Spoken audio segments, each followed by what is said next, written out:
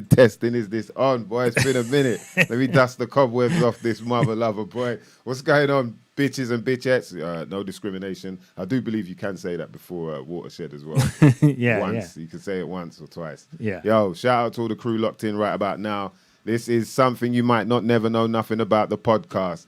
Myself, MysDiggi as your host. I got my co-host here, Dan DNA. What's going on, D? I'm there. AKA Dan Dolph, holding down the boards, you know what I mean, making sure that everything is I've working. had to dust everything off. Yeah, boy, you had to dust.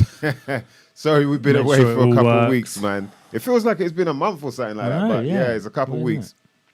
You know, man's got work to do. Basically, you know, like I told you, like, there's an album that I'm putting together with Pitch, 92, and it's coming together nicely now. I'm very happy with what we've got in store. So it's time to start getting the recording and all that done. So as things progress, you know what I mean, I'll let you lot know. But yeah, it's feeling good, man. Feeling good. You've been enjoying... have you got all your features for it sorted out? No, I haven't actually. I've still got to sort out 2 features. So we're just trying to brainstorm who might, you know what I mean, find out who's up for it. But yeah, once it's all sorted, man, I think it's definitely gonna make some waves out there. You know what I mean? Yeah. It's gonna be bigger than a one small step. Put it that way. Yeah. But yeah, other than that, man, been all good. How is everyone out there, man? Shout out to the Uncommon Senses, man. Apologies for not being around for a minute. You know what I mean? I've missed you lot, so it's good that we can finally do this, as always, on a Wednesday. Oh, man, what's been going on? A bunch of crazy... It's been nuts, innit, out there? Like Philip Schofield... stuff you're not really meant to mention on YouTube. Things like Philip Schofield. My bad. The algorithms, boy. The algorithms be messing everyone up, man. What else? Andrew Tate, I think, has been charged or whatever. Yeah. So aliens in people's backyards. Aliens been... What was it? Alien landed in someone's backyard. Las Vegas or something. Yeah. Yeah. Oh no. Yeah. This aliens thing. I had a conversation with my good friend yesterday about this whole aliens thing, and you know, for me, it was like, you know how I am already, man. There's no proof out there, really. You know, there's things that seem like they could be. There's evidence of extraterrestrial beings, or I should say UFOs more so. There's evidence of UFOs, but we don't know who made them UFOs. It's quite possible that man made them. So that's why I don't get too caught up in it. I don't get too carried away. But I understand, because there is, you know, the fantasy of it. It's like the movies that we've grown up watching, and even TV series is all to do with outer space and aliens, and you know, and so it doesn't surprise me when we have all these different theories of how we got here. You know, was it to do with aliens and all that? So yeah, it's a tricky one, man. But you know, if you just tuned in, this isn't a show about aliens. We just caught you just tuned in while we're talking about aliens. That's it. Well, we might get into that, you know, with our guest tonight. It could be possible. Never know. I know this guy is into, well, I don't know if it's aliens, but UFO, you know, space and whatnot. We should be able to go to some pretty odd places tonight. Yeah. Shout out to the Uncommon Senses in the building. Big up Black Einstein. He says, evening, all. It's been a minute. Liz Williams, what's going on? Shout out to Liz Williams in the building. Been a minute too. Mr. Green, good evening. Shout out to Les Allison. Should we be saying Les Allison or Les Allison? Yeah. Could be Francais. Les Allison. Les Allison. Yes, hi, wishing you all a wicked, wonderful summer solstice evening, and a happy summer solstice to all of the mother lovers out there that celebrate. This is the longest day of the year. You know, we might have to get into a bit of that as well, because obviously it might be something you might never know nothing about. We don't know yet. We don't know. Yeah. Shout out to Regentology. He said to me, man, happy summer solstice until Mem or Dan come and tell you that it's some dark Masonic celebration. No, solstice is all right.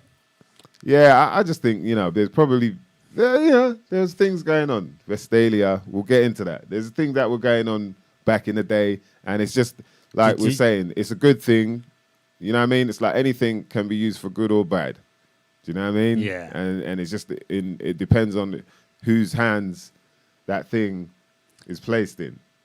If you used it for anything other than selling your genitalia this morning, then you're doing it wrong. That's all I'll say. Thanks for that, man. Yeah. We really needed that image. You know what I mean? Right there, Dandolf. Well, like you say, it depends whose hands it's in. That's true. Yeah. Definitely could damage the minds it's in, though. That's the thing about so when you put it out there, you know what I mean? Depends if you're in your garden. Yeah. Or just out the front of the flat. Yeah, I mean, that peeping Tom boy, that next door neighbor that gets too eager, like, oh, what's going on? Oh! Like that. Call the police, boy. Call the fire brigade. The balls is on fire. Yo, shout out to Frank. He says, big up, man. Big up, yes. Oh. Pro Slice Lee. Ah, yes, bruv. What's going on, man? That's wicked. Shout out to Robbie Love in the building. Happy Solstice. See, people celebrating it out here, man. You know what I mean? The right way as well, not the old school dark way.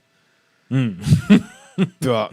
You know, it's just weird that every celebration, do you know what I mean? We're out here like, hey, happy this, happy that. And then you find out that there was actually, people used to sacrifice things on that you know, whether it be people or animals or something, people were sacrificing. The only people who seem to paint a bad picture of Solstice is Hollywood. That's what I've, you know, if you look at things like Midsummer or a film like that, where it's like a sort of horror film about Northern Europeans just having a normal midsummer celebration turned into like some really dark satanic thing, you know, because it's not their thing. It's like someone else's thing. So it must be doing something evil. Yeah, it's true, you know. Damn. I wonder if is that a way and like keep reminding you about it as well. You know, like even that's the other thing, this Titanic thing. What does it remind you of though? Reminds you of the Titanic. Yes. Do you know what I mean? Where loads of people died. So it's just like, right. Why do you got? What do you want down there? What do you need down there, really? Like, what are you looking for? Do you know what I mean? It's a long way where's to go. Your mind at where you want to go and just see, I just want to see this wreck where loads of people died. And what the hell's going on there, bruv? And you've got to be like a billionaire to go as well. It's not even, you know, that's what they're emphasizing in the paper is that you have to be a billionaire or some kind of... What, to go down there? Well, they're all billionaires. You know, it's like these billionaires are stuck down in the water somewhere. So you get all that money, you get bored. You don't even know what am I going to do now? Like, you've done everything you could think of. I read something funny, though, that they chose a crew based on what they thought would be giving younger people a good experience rather than picking like a tried and tested bunch of 50-year-old submariners. They was like, no, let's go with the young people. They're better than the older people. Wow. It's like, it turns out you do need a like salty old sea dog to take you into the sea. You need a black beard. Come on, hands on deck. Come on. Ready? You just have to put up with all the abuse you get off of them. It's like servitude. Yeah. That's you serving. Speaking of serving, why don't you serve yourself the right amount of vitamins and minerals, mother lovers? Do you like how I did that? Smooth, huh? That's how we got to run it. Smooth, just like the Sea Moss Boss's Irish Moss Gel. Ladies and gentlemen, when I'm telling you about the Sea Moss Boss, I'm talking about the seamossboss.co.uk, a website that makes it possible that you can get more or less every nutrient that you need for the body in the form of sea vegetables, mother lovers. That's right. And when I'm talking about sea vegetables, I mean things like, as aforementioned, Irish moss, spirulina, dulse, bladderwrack, wakame, sea spaghetti. You can also get yourself like something, you know, to help you in the bath, like these bath bombs with the seaweed. It's a next level thing, you know what I mean? Until you catch on, you won't know. It's something you might not never know nothing about. You can also get yourself 7 Sea Spice, which is a sea spice seasoning, as well as sea salt and kelp mix. These sea vegetables like contain a whole bunch of nutrients, as I mentioned already.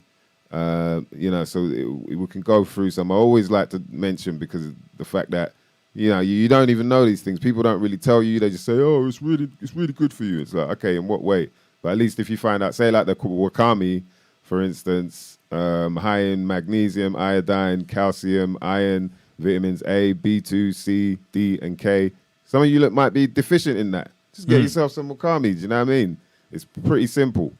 Kelp, obviously, very high in iodine. Women, some of you might have thyroid problems and all that due to sort of chemicals that we might use in everyday cosmetics. You know what I mean? Things like this can help you out. So this is what we want to promote, man, is let people know that there are places you can get these sort of things that are wildcrafted, organic, and come straight to your doorstep. thecmosboss.co.uk. When you get to the checkout, make sure you type in about 20. That's ABOUT 20, and you'll get yourself 20% off any order. Simple as that. Mother lovers. Wow, I did it without the music there, D. Yeah, I was that's waiting for it to come in. It was let me bring myself back in. It was a lot more like concise and succinct. It sounded actually like a full ad read. So. Yeah, because I wasn't trying to do it to the beat. Yeah, so right. I think, and it's hard when you don't. I don't really rap on like fiddly doo beats. Yeah. Fiddly fiddly lady, fiddly fiddly do. Not yet. Yeah, not yet. The album's coming though. Trust me. Shout out to Irish and Touraine. Congratulations on the wedding. I heard it went very smoothly, went very well. And you congrats. guys, you deserve it very much. So congratulations from us. Yes. That is something you might not never May know it last nothing forever. about podcasts. Of course, man. And of course, like, I'm telling you, man, these sea vegetables, it's next level. Like, I'm seeing it with my own eyes, man. Been on it for a while now. The skin, it's Wolverine. That's the only thing I can think of is Wolverine. The nails, everything's growing back mad quick. My hair, like, I got to get a haircut every week now. It's like, what the hell, man? I'm meant to be getting old. This meant to be falling out. Yeah, it's crazy, man. So I'm loving it, man. But yeah, happy summer solstice to all you mother lovers out there. Let's see. Oh, right, we got to link up again, yeah? Yeah, happy summer solstice to all you mother lovers out there, man. What we doing this year? What's going on? Is anyone going to... Is it Glastonbury this week? I think, is it? I saw something, weekend, actually. Yeah, I saw something about Glastonbury somewhere. Yeah, we've got a few of these Must be. festivals coming up. I think I'm hosting on July 20-something, July 26th. I find the exact date. But I'll be down in Cornwall side, so anyone down them ways. Oh, nice. Yeah, there's a festival going on. Where's that? I believe it's in Cornwall. I have to check to make sure, though. It's called... Okay. Yeah, I have to find it, though. But yeah, man, what's everyone up to this week, this summer then? Is there anything in particular people are going to do with the family? Are you traveling anywhere? You know how that goes.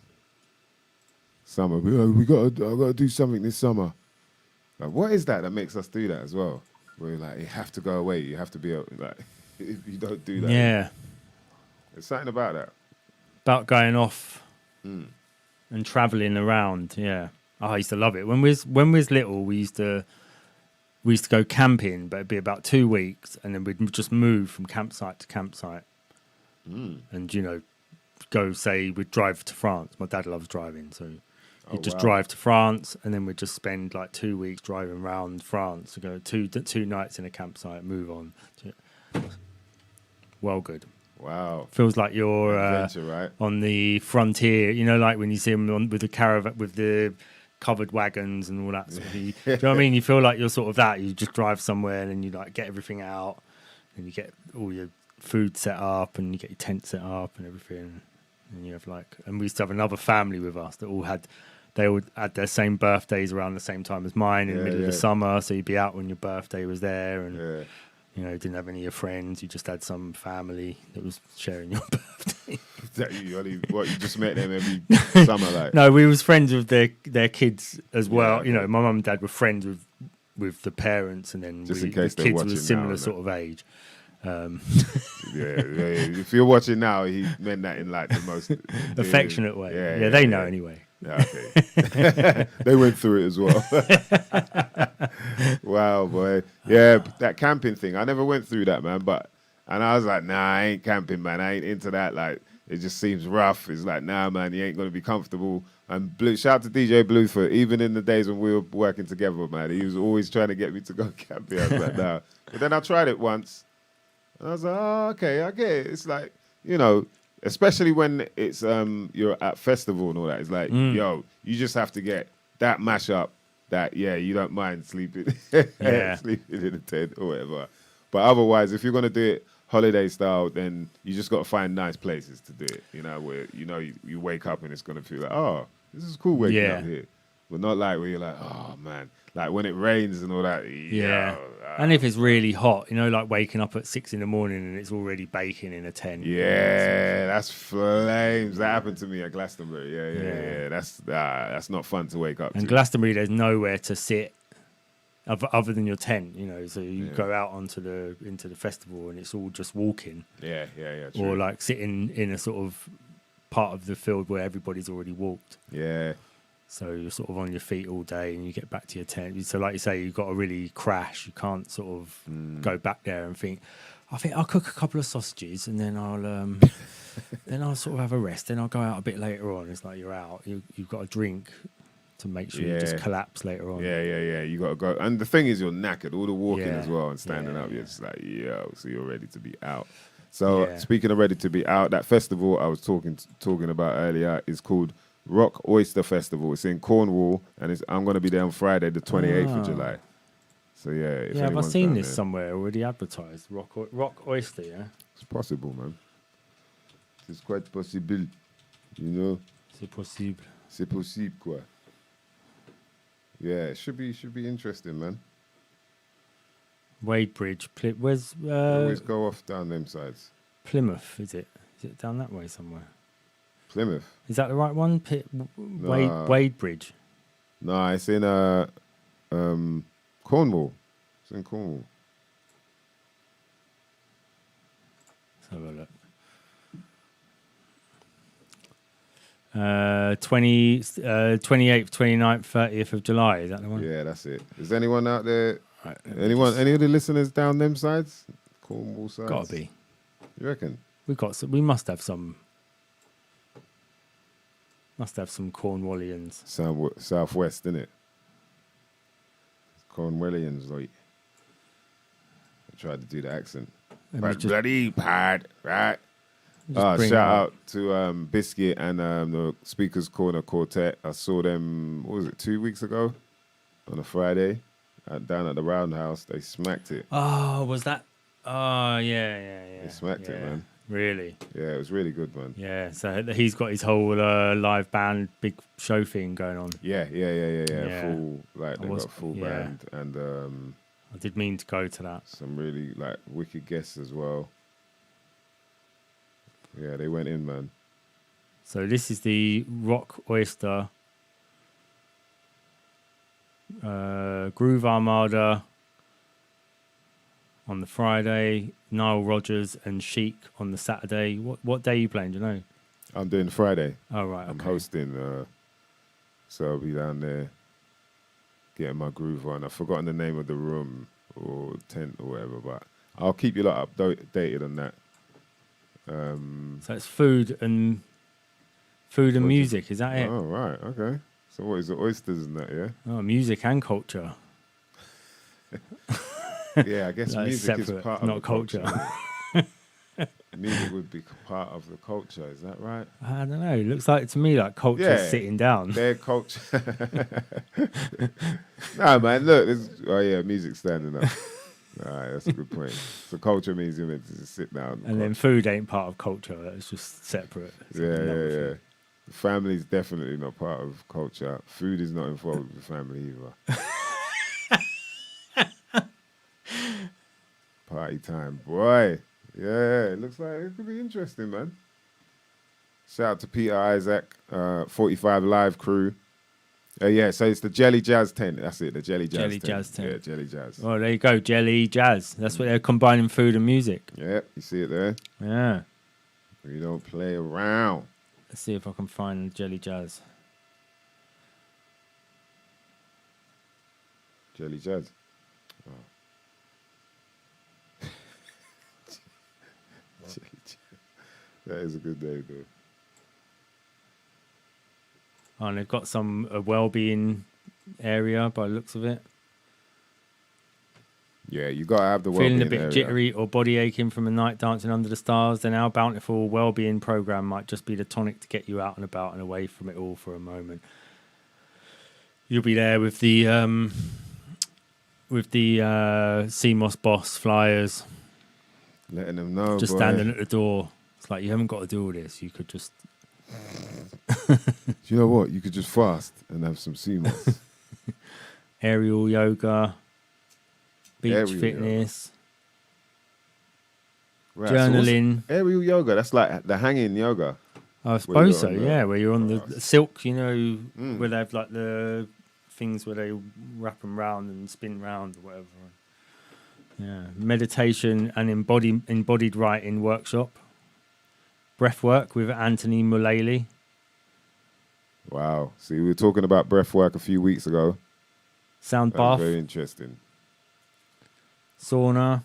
Has anyone been working on their breath work? Because Oh yeah, good. I was point. wondering if anyone's tried it and felt any sort of difference in the way they're breathing. Big up to you, more in the building. Shout to Nice One, JM. What's going on? Yeah, we're going to talk about skateboarding. Well, hopefully we're going to talk about skateboarding. We've got a seaweed foot spa with the Seaweed Institute. Make sure you get in there and tell them they might be using that seaweed wrong. Yeah, I think things like foot spa Hip hop yoga. probably couldn't get that wrong. Hip hop yoga. Wow. Yeah, I wonder what What's that that? involves. Oxytocin boost with the wonderment. 2, 4, breathe, 2, 3, 3, 4. Can I? 2, 3. That would be like all that. Yeah. Or Dilla beats. Like, It'd be more like maybe like sail adrift on memory bliss, PM Dawn type thing. oh wow. I don't know. Yeah, nah, they can't go. Can't see it being Can I Kick It? That sounds like more like it'd be sort of karate class or something. Yeah, I was going with the music more, but I get Oh, you with the okay. lyrics. Right, Can I right. kick it? No, I was going with the doo-doo. You know, it's kind of like Yeah. quite a, what's it called? Spiritual sound. And if you think, Yeah. is that hip hop yoga? Like, how does that work, man? Hip hop yoga. I'm interested. Yeah, that would be interesting. And then they got reggae yoga as well. What? Yeah. So is it like hip hop moves, reggae moves, or Don't are you know. just doing it to the music? Like Do you know what I mean? crumping but yoga. Reggae Crumping but skanking yoga. but yoga. Yeah, exactly. Like whining. Are you doing yoga but winding up and that? Crubbing up. Oh, gut biome talk with Caitlin Walsh of Delia Fermented Foods. Nice. Yeah. Acro balance with Leanne. Teen yoga. Mini yoga. Wow. That's for the tiny ones. Yeah. Oh yeah, another hip hop yoga. Yeah. Come on, let's have a click on That's hip hop yoga, see what it's all about. Interesting. Wow. That's what it's all about. So After it's 50 years old as well. Nay's hip hop yoga is based on a collection of adapted vinyasa flow yoga sequences, but practiced to the latest urban beats and old school hip hop. Reinventing traditional yoga as you know it. Tune in whilst tuning out. You will move your body through each pose and find the music and rhythm making their way into your soul. Mesmerizing and enlightening. You cannot help but be consumed by the music and leave on a total natural high. Natural high, baby. See, that's what breathing does for you, man. And then stretching added Yeah. to that. Jeez. Anyone been getting on the kin stretch? Yeah. Staying buttery? You know what I Yeah, mean? no, I've Stay been buttery, looking yeah. into the kin stretch stuff. Yeah. Oh, man. Yeah, good. It works, man. It definitely Yeah. works. Big up to Nice One JM. He came to the gig in Bristol. Man, this dude, yeah. Yo, He's just said in the he's a chat. soldier. He's a soldier. He came through, twisted up, like my man twisted up his ankle, doing some crazy move on the skateboard, but still came through to the gig. You know what I mean? Front row, screaming his head off and that, man. Love, bro. Appreciate you coming through. Wow. Him and his boy tried to get me drunk with shots and all that. And people tried to save me. They could see the danger they was getting me into. We bumped into this dude, his name was what's his name? He's like not so famous Fury or something like that, but he's like a Tyson Fury lookalike. Yeah, like he does actually look like him as well. Like I was testing people, like look at that, and they go, wait, is that Tyson Fury? Like I haven't seen him, but he looks a little bit different there. But is that him? That thing. So yeah, that was hilarious. It was a good night, man. Shout out to the crew that came down there, the Attic Bar.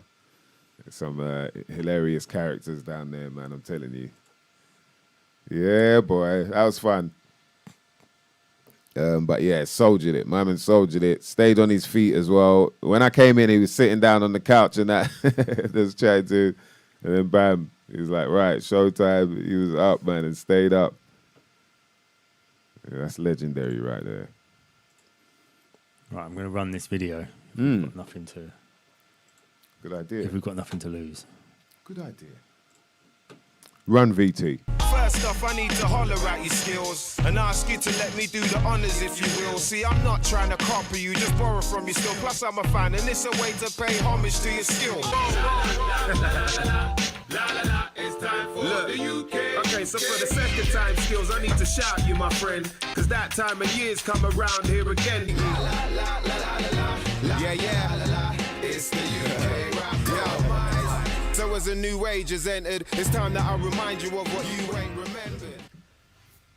Every year from 2009 to 2013, the country celebrated New Year's with the MysDiggi UK wrap-up. Critics said, unmissable roundup of the year. Damn, MysDiggi 2009 UK wrap-up just give me goosebumps. He went in. A cleverly constructed annual rap roundup. London's MysDiggi drops his brilliant overview of 2012 with this head-nodding Black Einstein-produced track. Happy New Year, mother lovers. Maestro kicks off 2014 with his 5th yearly wrap-up, produced by Black Einstein, summarizing the year's events in style. MysDiggi and Black Einstein are back with another massively popular UK wrap-up. but for every success, there's a tragedy. And in this case, it was the loss of a real Christmas. Almost no one put a thought into what it took to bring people their Christmas feast. 6 minutes of hardcore barring, brought to you by one of the country's most talented collaborations. Whilst they were universally praised, and people continued to ask, "Hey, Mice, you doing a wrap-up this year or what, man?" "Hey, Mice, I love your wrap-ups." "Yeah, what, is man doing another wrap-up, yeah?" and "Put me in the wrap-up, bruv." those wonder years of wrap-ups eventually took their toll on the people responsible for them, and their suffering just went unnoticed. This is Black Einstein. If the wrap-up happens, he won't have a Christmas dinner with the family. He'll be forced to eat his dinner on Boxing Day after receiving a severe microwaving. His beats are unquestionably brilliant and his production skills second to none. But if he's forced to produce another wrap-up, by New Year's Day, he'll look like he's gone 2 rounds with Leon Edwards.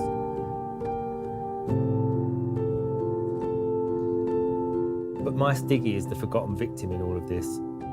Imagine how long it takes to write 6 minutes of non-stop fire, constantly tweaking and holding off the last few lines until the minute you record, just in case a celebrity dies or a pop singing wag has a nip slip at a Boxing Day derby.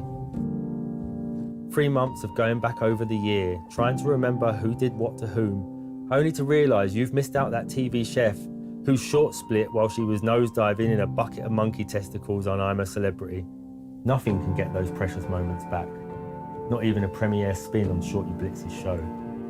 So please, if you can donate to our GoFundMe, you can have the wrap-up you so desperately want, without ruining free people's Christmases and New Year's.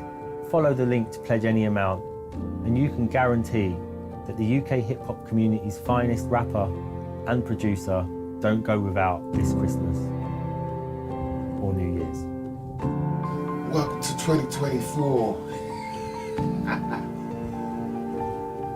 Mother lovers. Yeah.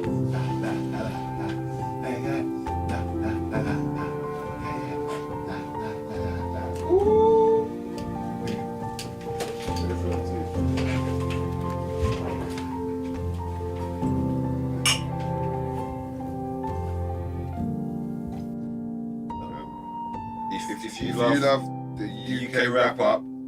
Help support us so we can do it and still have a life. So thank you in advance.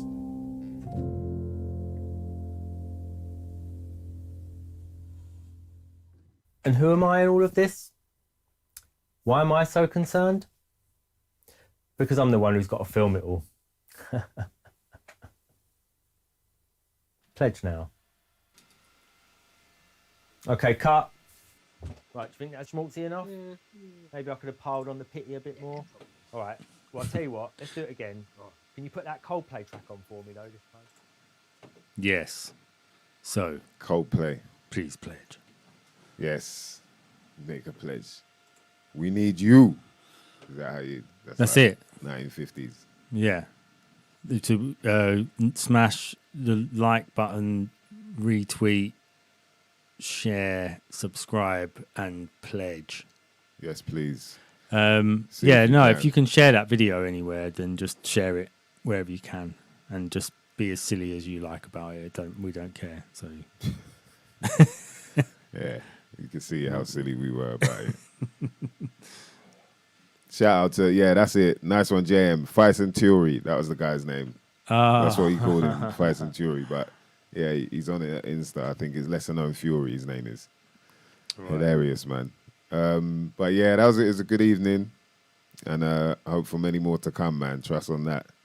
You know what I mean? It's good to get a gig in with DJ Locke. It's been a minute. yeah, So yeah, it was fun, man. Lock all right. Yeah, he's good, man. He's maintaining, getting himself in order. Excellent. You know what I mean? He's going through his bits and bobs as well, man, but pulling through. Good. Soldiering it. Hey, yeah, man. Appreciate everyone for the love on that video as well, man. That's Dan DNA right there on the edit, on the direction as well.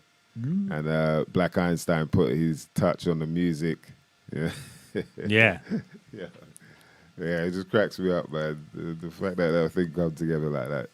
It's hilarious, man. But yeah, we should definitely start thinking about working on some skits and all that. Yeah. I think it'll make sense. And just getting everyone, you lot, to just throw it out there as much as you can, because, you know, you're our equivalent of a street team. Yeah, very true. That's very true, man. Very true.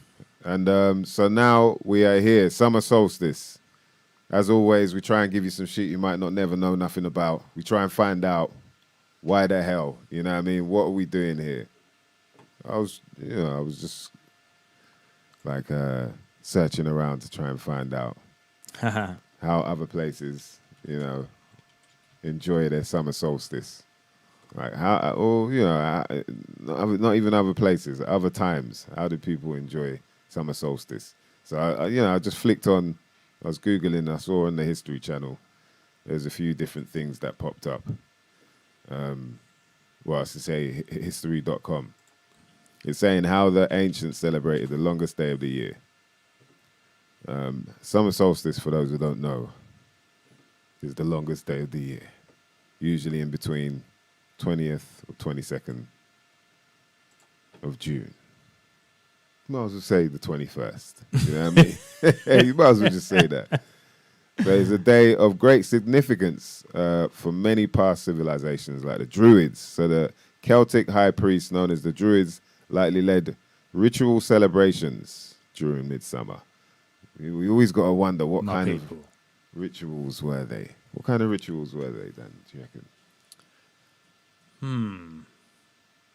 Did they tell you there? Did they sort of go Nah, into not really. I don't think it would have been anything. I'm just wondering. I'm just wondering, like...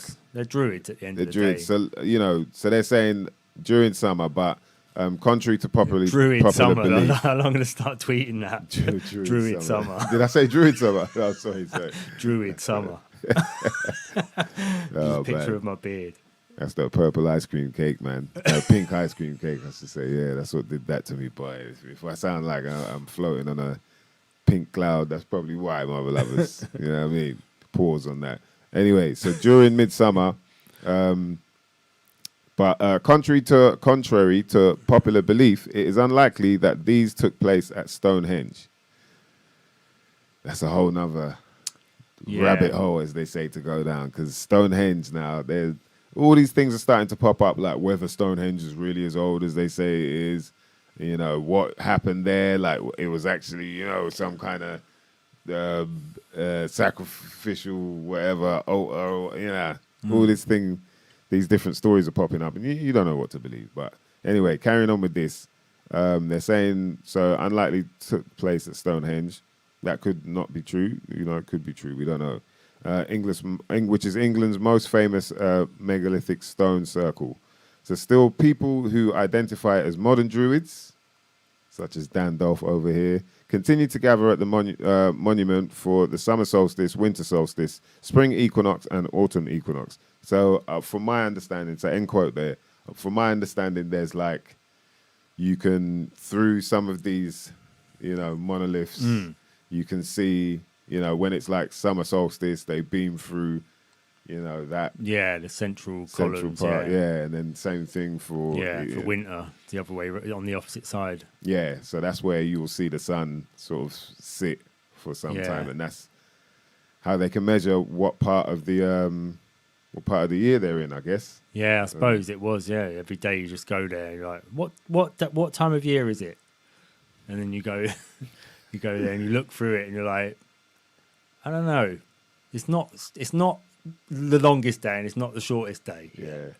And they're like, what time of the year is it? You keep going back. You're like, it's the shortest day. It's the shortest day. Yeah. Wow, okay. I thought I was feeling a bit cold. Yeah. Oh, yeah.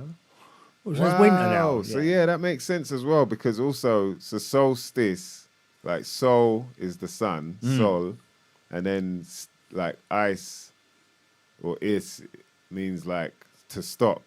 It means like to hold or something like that, from what I remember. Right. Like the etymology of it.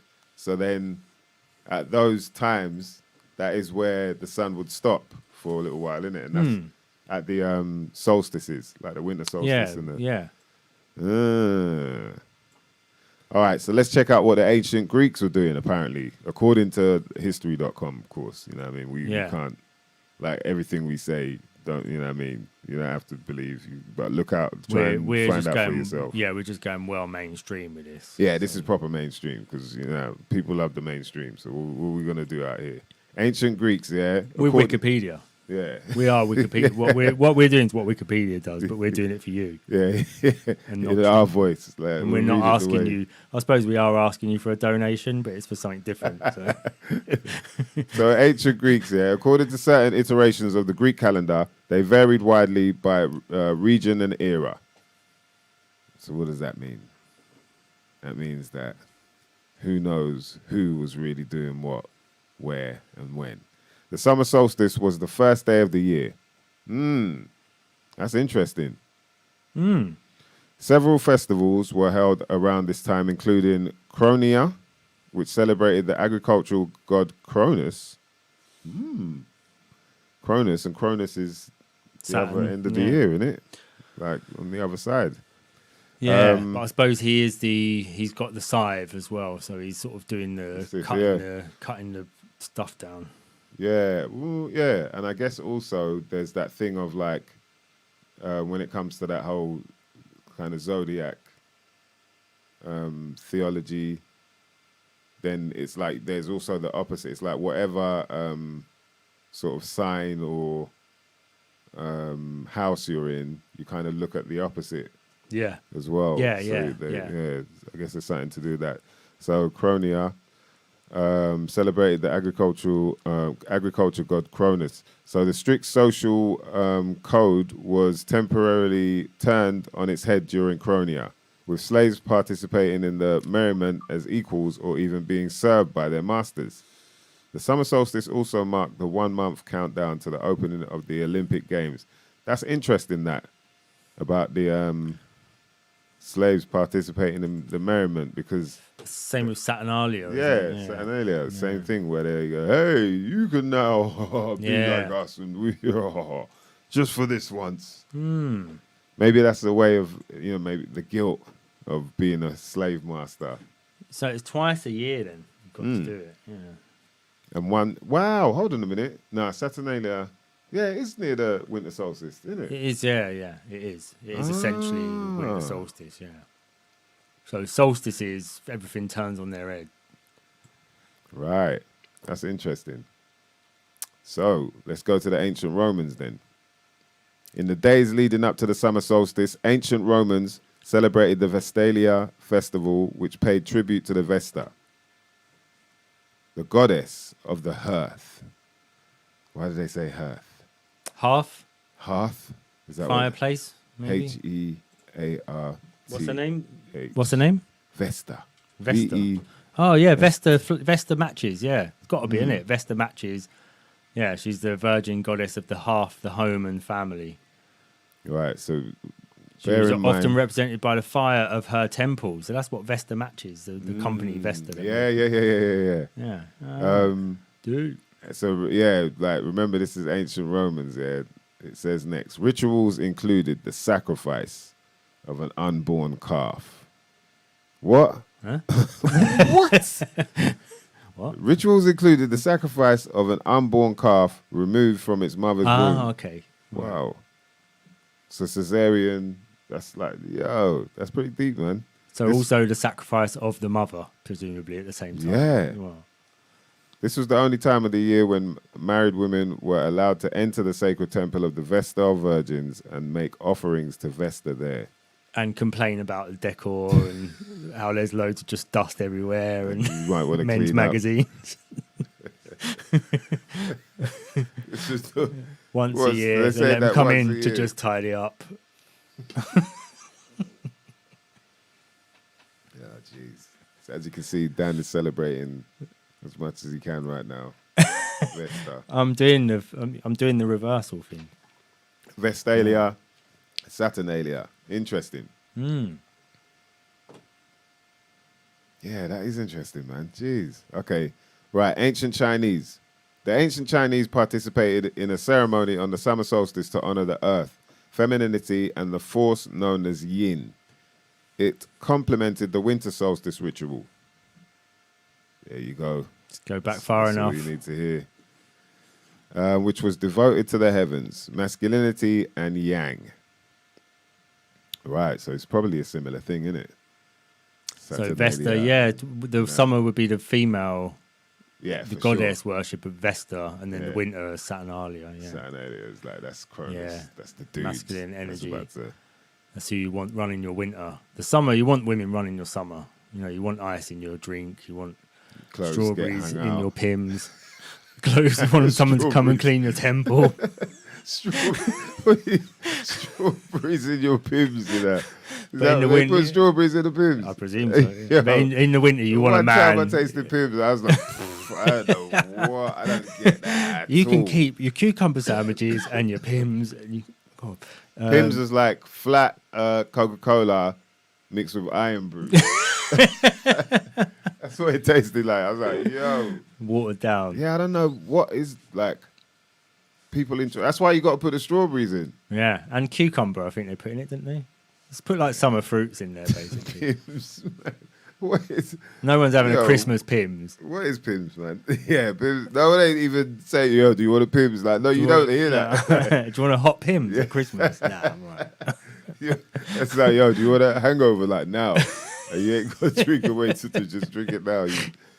Pims, man. Like, Pims is like the Kool-Aid of like rich folk drinking it. Oh, he's drunk the Pims. Yo, don't drink the Pims. Like, Pims is like, yeah, they think they're up. They think they're on it with us, but they ain't. You know what I mean? That's like upper class. Like, Yeah. all right, he's still on the Pims. You're like, right? or you're like, I'm drinking brandy, and they're just like with the Pims, keeping it off of you. All right, you and your yeah.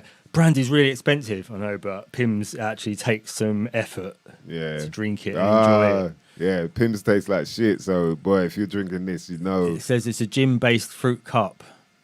It's gin? Gin-based, yeah. Oh, no wonder it Pims tastes has a like dark brown colour with reddish tint, subtle taste of spice and citrus. As a summer long drink, it is normally served. You know what? Druid Summer is going to involve Pims. Yeah, Druid Summer 23. Just Is Pims, just Pims. That's all. That's all Druids are drinking this year. Yeah, man, I can't come. If I come through, I'm bringing my own drink. You see, You see me there with the 75 CO Ray nephews, boy. Just bareback. Hey, no chaser, boy. Just straight. I'll do that straight. Yeah. You lot with your Pims, boy. Nah. Oh, look, Pims it can be tastes mixed like- with champagne, resulting in a drink known as you can't Pims mix that, Royal man. Cup. If you're gonna mix it with a whole bunch of sugar, boy. At least Oh, it'll they go do. down. Do you know what? They do a Pims Winter Cup. They do it mixed with warm apple juice.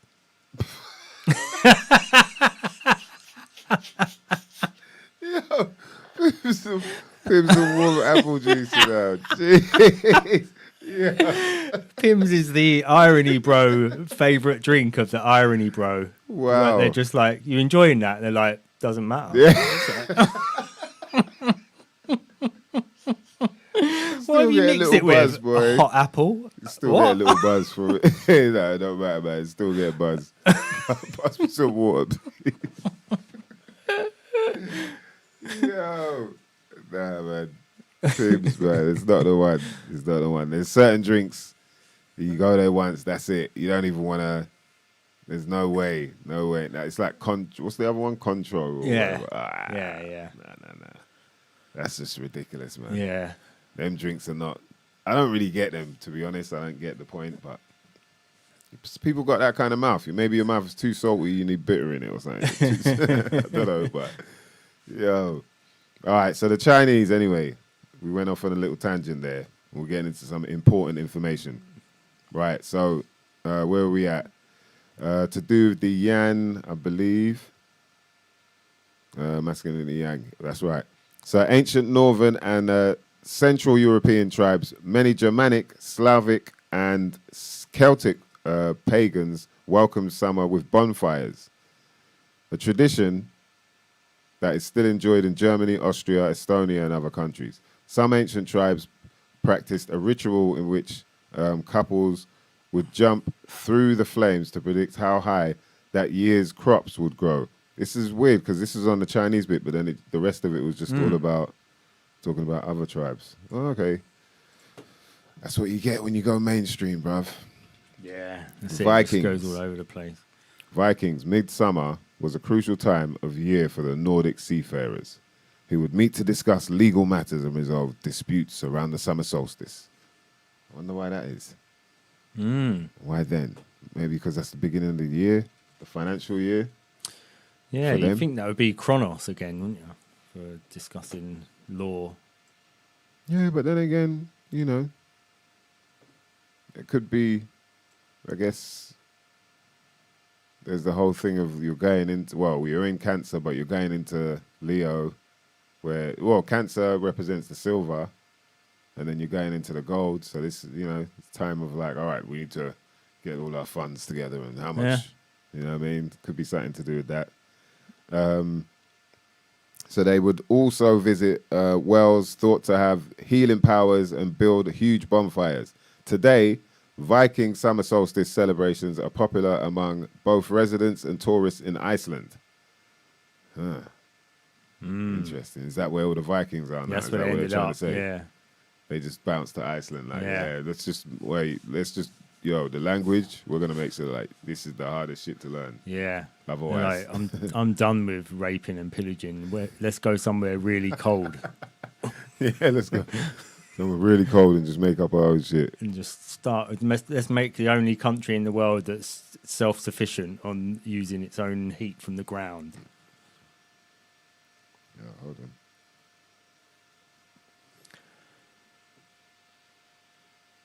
The myths depicting Vesta and her priestesses were few. The most notable of them were tales of miraculous impregnation of a virgin priestess by a phallus appearing in the flames of the sacred hearth.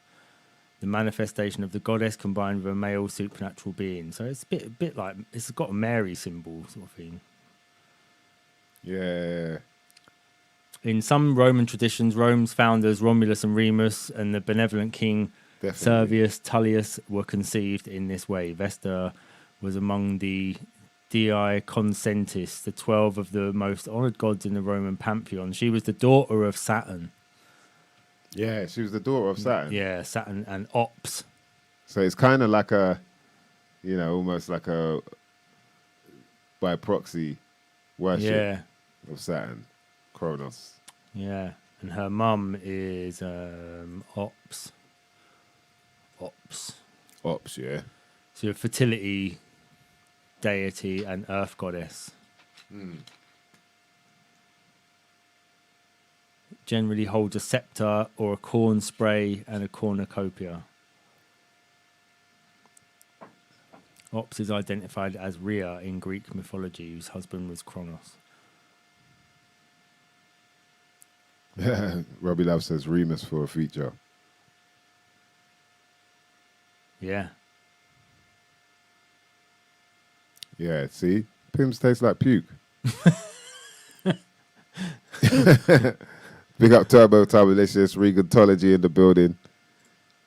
Someone say Pims o'clock. Tubbs Yeah. hilarious, man. Nah, that can't- Tubbs seems like somebody who's probably able to stomach Pims and might even understand the necessity for Pims. Yeah, I think he's probably had a Pims or two. Yeah. He seems like he's he's had to keep his pinky finger out occasionally whilst he drank a Pims just for the look. Yeah. Yeah, just for the look. Big up Keddy Rebel in the building. Good to see you lot, man. Alan Stephen. What's going on? Been a minute. Yeah, yin and yang. It's all about the yin and yang, man. All about that balance. When you look at life, for me, it just seems like that is the ultimate. Is trying to keep that balance with everything, man. Yeah. Right, let's see what the Native Americans were doing, according to History.com. Many Native American tribes took part in centuries-old summer rituals, some of which are still practiced today. The Sioux, for instance, performed a ceremonial sundance around a tree wearing symbolic colors. Some scholars believe that Wyoming's bighorn medicine wheel, an arrangement of stones built several hundred years ago by the Plains Indians, aligns with the solstice sunrise and sunset, and was, therefore, the site of that culture's annual sun dance. Maya and Aztecs. While not much is known of how exactly the mighty pre-Columbian civilizations of Central America celebrated midsummer, the ruins of their once great cities indicate the great significance of that day. Temples, public buildings, and other structures were often precisely aligned with the shadows cast by major astrological phenomena, particularly the summer and winter solstices. That's as far back as they want to tell us.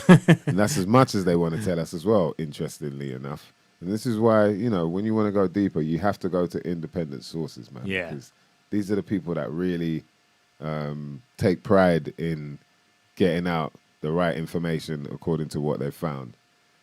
And, you know, and it's also, it's a bit more fun as well, because like that, you know, they're just giving you, obviously they couldn't go too deep, but they're giving you sort of brief ideas, and then even so far as much to be only like half of the paragraph is to do with, you know, what the title is saying and whatnot.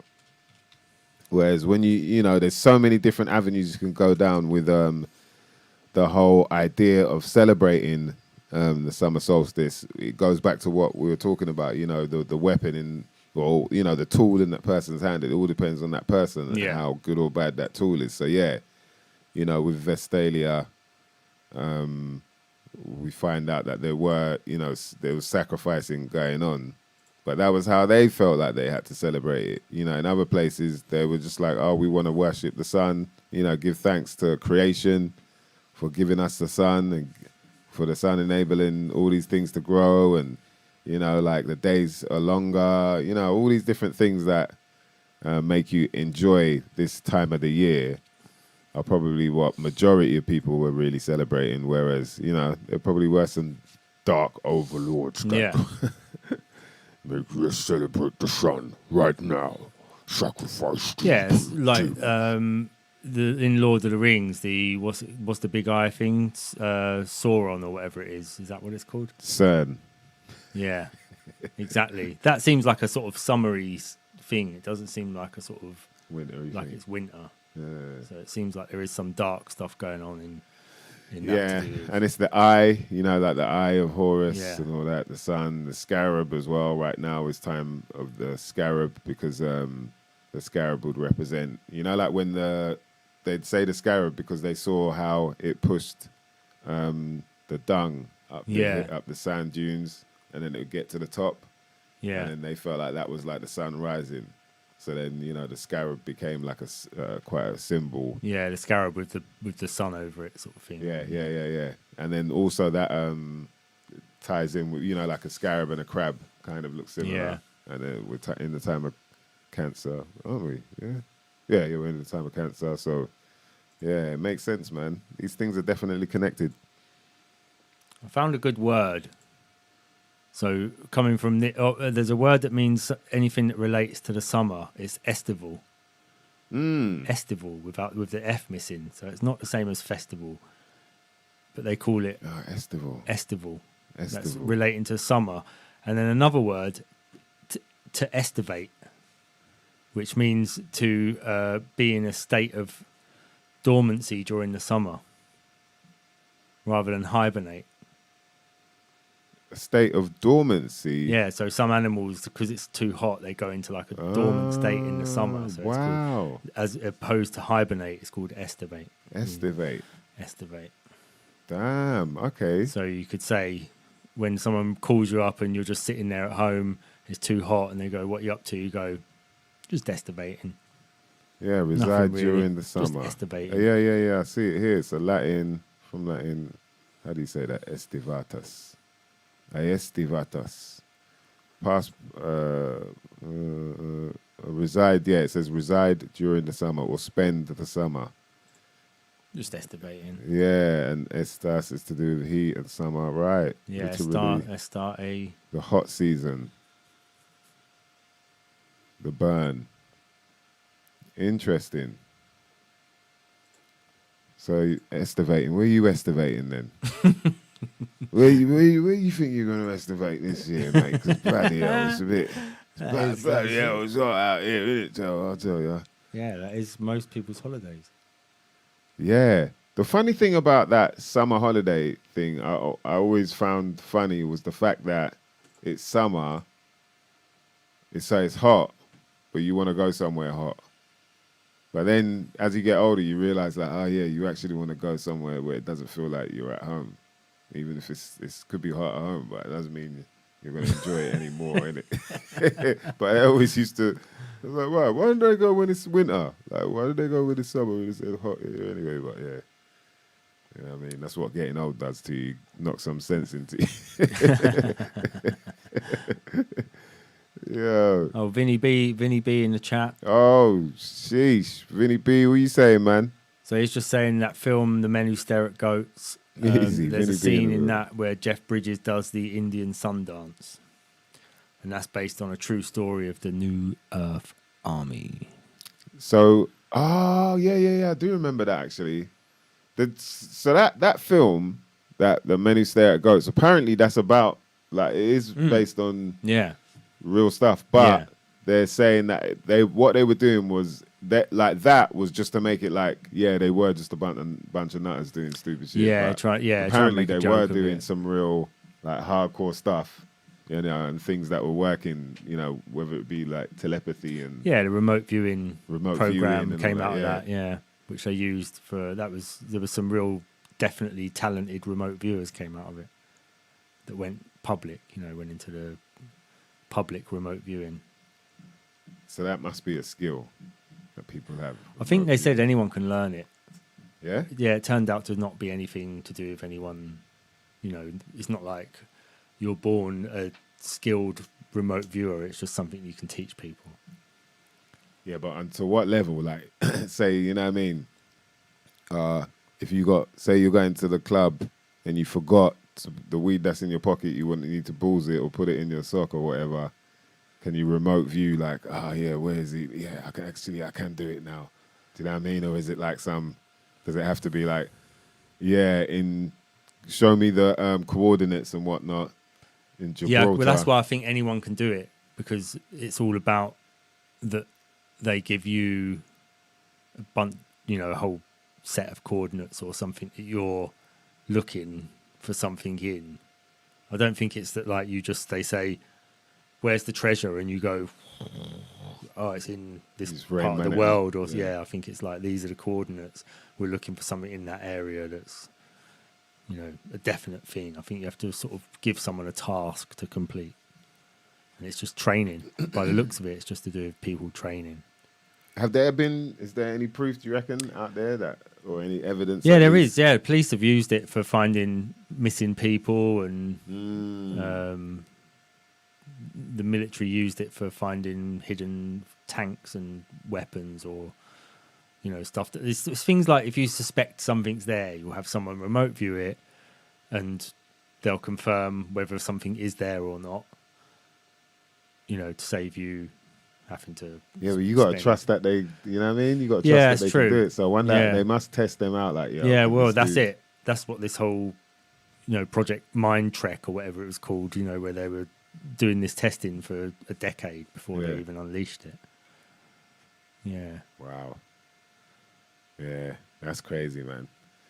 Yes, peace to the brother Vinny B in the building. He hooked up a guest for us today, Rasul Allah 7, but we did speak to him before we got live on air, but then he said his phone was needs sorting out and he needed to charge it, but then we can't seem to get hold of him again, so it may not be happening until another time, mother lovers. But you know how we do anyway. We still give you some shit you might not never know nothing about.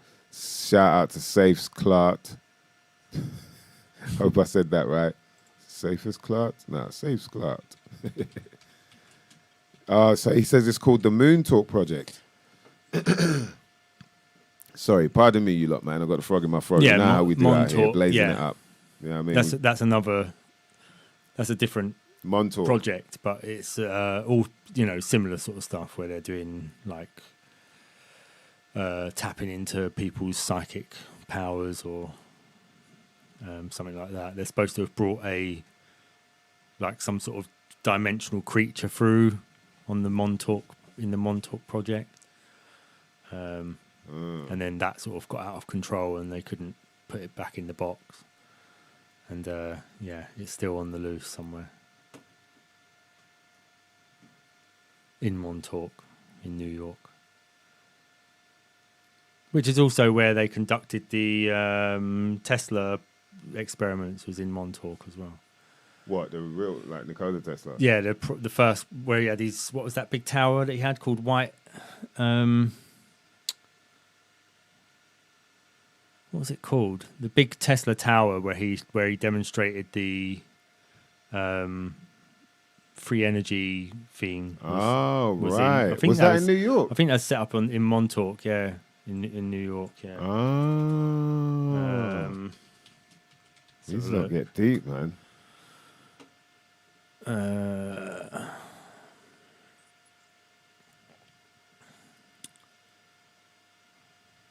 Right. What's his tower called? Tesla. Type in Tesla now, you just get stuff about the car company. Yeah, Farley's Rust. Wardenclyffe, yeah. The big wireless electricity tower that he was building, Wardenclyffe. Okay. Let's get a little roll call in, man. Yeah, Moore says, yeah, you know what I mean? You know how it is. We've got to keep it blazing out here. You know what I mean? We've got that, what's in there? Pink ice cream cake going on. You know what I mean? Some bits and bobs. We've got the woe and some pow. What you lot blazing out there? You know what I mean? We've got to get the roll call in, Dan. We've been missing the roll call at a few shows, and I always feel guilty. I've been wondering what people have been smoking over the last 2 weeks. Right. Wonder what new ones are out there. Hit me with some new names. Hit me with some new names if you've got any. I know you've always got some new names, but she's always got a few different flavors out there. You know what I mean? Showing off and all that. Big up to the Star Dog crew, whoever you are. You don't have to name yourselves if you don't want to. Just put a picture of a dog and a star in your thing. We'll get a picture. Regantology's got the biscotti. Woo. Yeah. I know about that right there. Liz Williams says lemon haze. Safes Clark. I don't know if that's a strain or not. Toke it. But that's what I'll definitely be doing. Robbie Love said he finished us some Wandering Rogue. Never heard of that. Me neither. I thought it said Wandering OG, but he typoed Rogi, but it's Rogue. Interesting. Muy interesante. Hey, ¿qué pasa yendo, amigo? What else was I blazing? There's some other bits as well, man. Very interesting flavors about nowadays. Wandering Rogue. Well, that's some sort of Skyrim reference, apparently. Wandering Rogue. Oh, is it? Yeah, I always wanted to get into manga and that, but it feels like so much. Like you got to catch up on too much for you to be in. Yeah, it's true. You know, I want to be inside in. Like, man. And it can take you down some really weird, dark places as well. Some of the manga. Yeah. I do believe that has molded some of the mind state that we're in, you know, as a peoples. Yeah. It's definitely. Or Dragon Ball Z. Yeah. Oh, mate. Dragon Ball Z, bro. Jeez, man. It's like, you know what I mean? It can be a bit intense as well. You're just like, right, you lot really, these are cartoon characters, you know? Yeah. You're not talking about them like they're people. No, but if people, more of us should be, you're like, Ross. But yeah, if only. What a name for a strain. It's true, man. That is a pretty nut strain. Wandering Rogue. Like, literally, imagine if every strain you had, like, the name of it is in some form of way that related to, you know, how the high was. You know what I mean? So, you know, Liz Williams on the lemon haze, yeah. Imagine then she'll just start smelling of lemons. Like tasting lemon, like tasting lemons. but it's a bit hazy. And it's like, but you know, hazy, so like your eyesight, that's like, you can hardly see what's going on. But the buzz is banging. Yeah. Like it's perfect for you. If all that happened, would people still be blazing? Well, I'm Wandering Rogue. You found yourself in somebody else's house. Or you stealing their video. Or you got knocked over, but you know what I mean? You're all fucked up, but the high was banging, like it was worth it. Like you don't know where you are. You've got handcuffs on. But the high was banging. He was just like, yeah,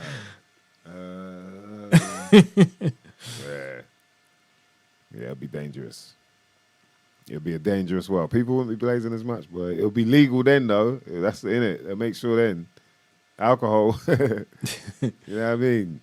You down a Captain Morgan or two. I suppose it's becoming like You're alcohol. On a boat out there, huh? It's becoming like alcohol in that, like, you get all these IPAs and, you know, like microbrewery beers. Yeah, and it's the same sort of thing now as you're getting people just making there's probably tasty little strains of their own. And there's a name for that, innit? Where it's like the opposite of sort of capitalism, you know, like the opposite of only big companies producing. Yeah. And then that becomes like a trend and people get into that. Yeah. It is better. Yeah, for real, because at least there's what do you call it? There's opportunity, there's like there's choice as well. You got a much wider choice than, say, if you just go into like one little, you know what I mean, Tesco's Extra or whatever. Tesco's Cannabis. And then bam, it's like, right, they just got this selection of beers and this selection of, you know what I mean? Or you go into somewhere like that's more bespoke, more for people who want different. You're like, I'll get some of this, I'll get two of these, I'll get... Yeah. You know? Rather than just Sainsbury's High. Or like Lidl High. Get a Lidl High. Yeah. Wow. You got like a knockoff one in Lidl. You know, like CBD, now CBD is like, you know, everywhere type thing. But imagine they started selling CBD bud in like Waitrose. Yeah, oh God, yeah. Waitrose. What would that be like? Organic. You know, they try to push everything. Like, It's a good skit. It's a really good skit. Marks and Spencer's, bud. Grimsby Cali, Liz Williams saying Tesco. Grimsby Cali, you know. Wow. Innit? Like, you be getting some scuff from, like, Morrison's scuff. They just do solid in Morrison's. They only do solids in Morrison's, innit? Like, super drugs only do medicinal, bud, as well. Like, that's it. Yeah.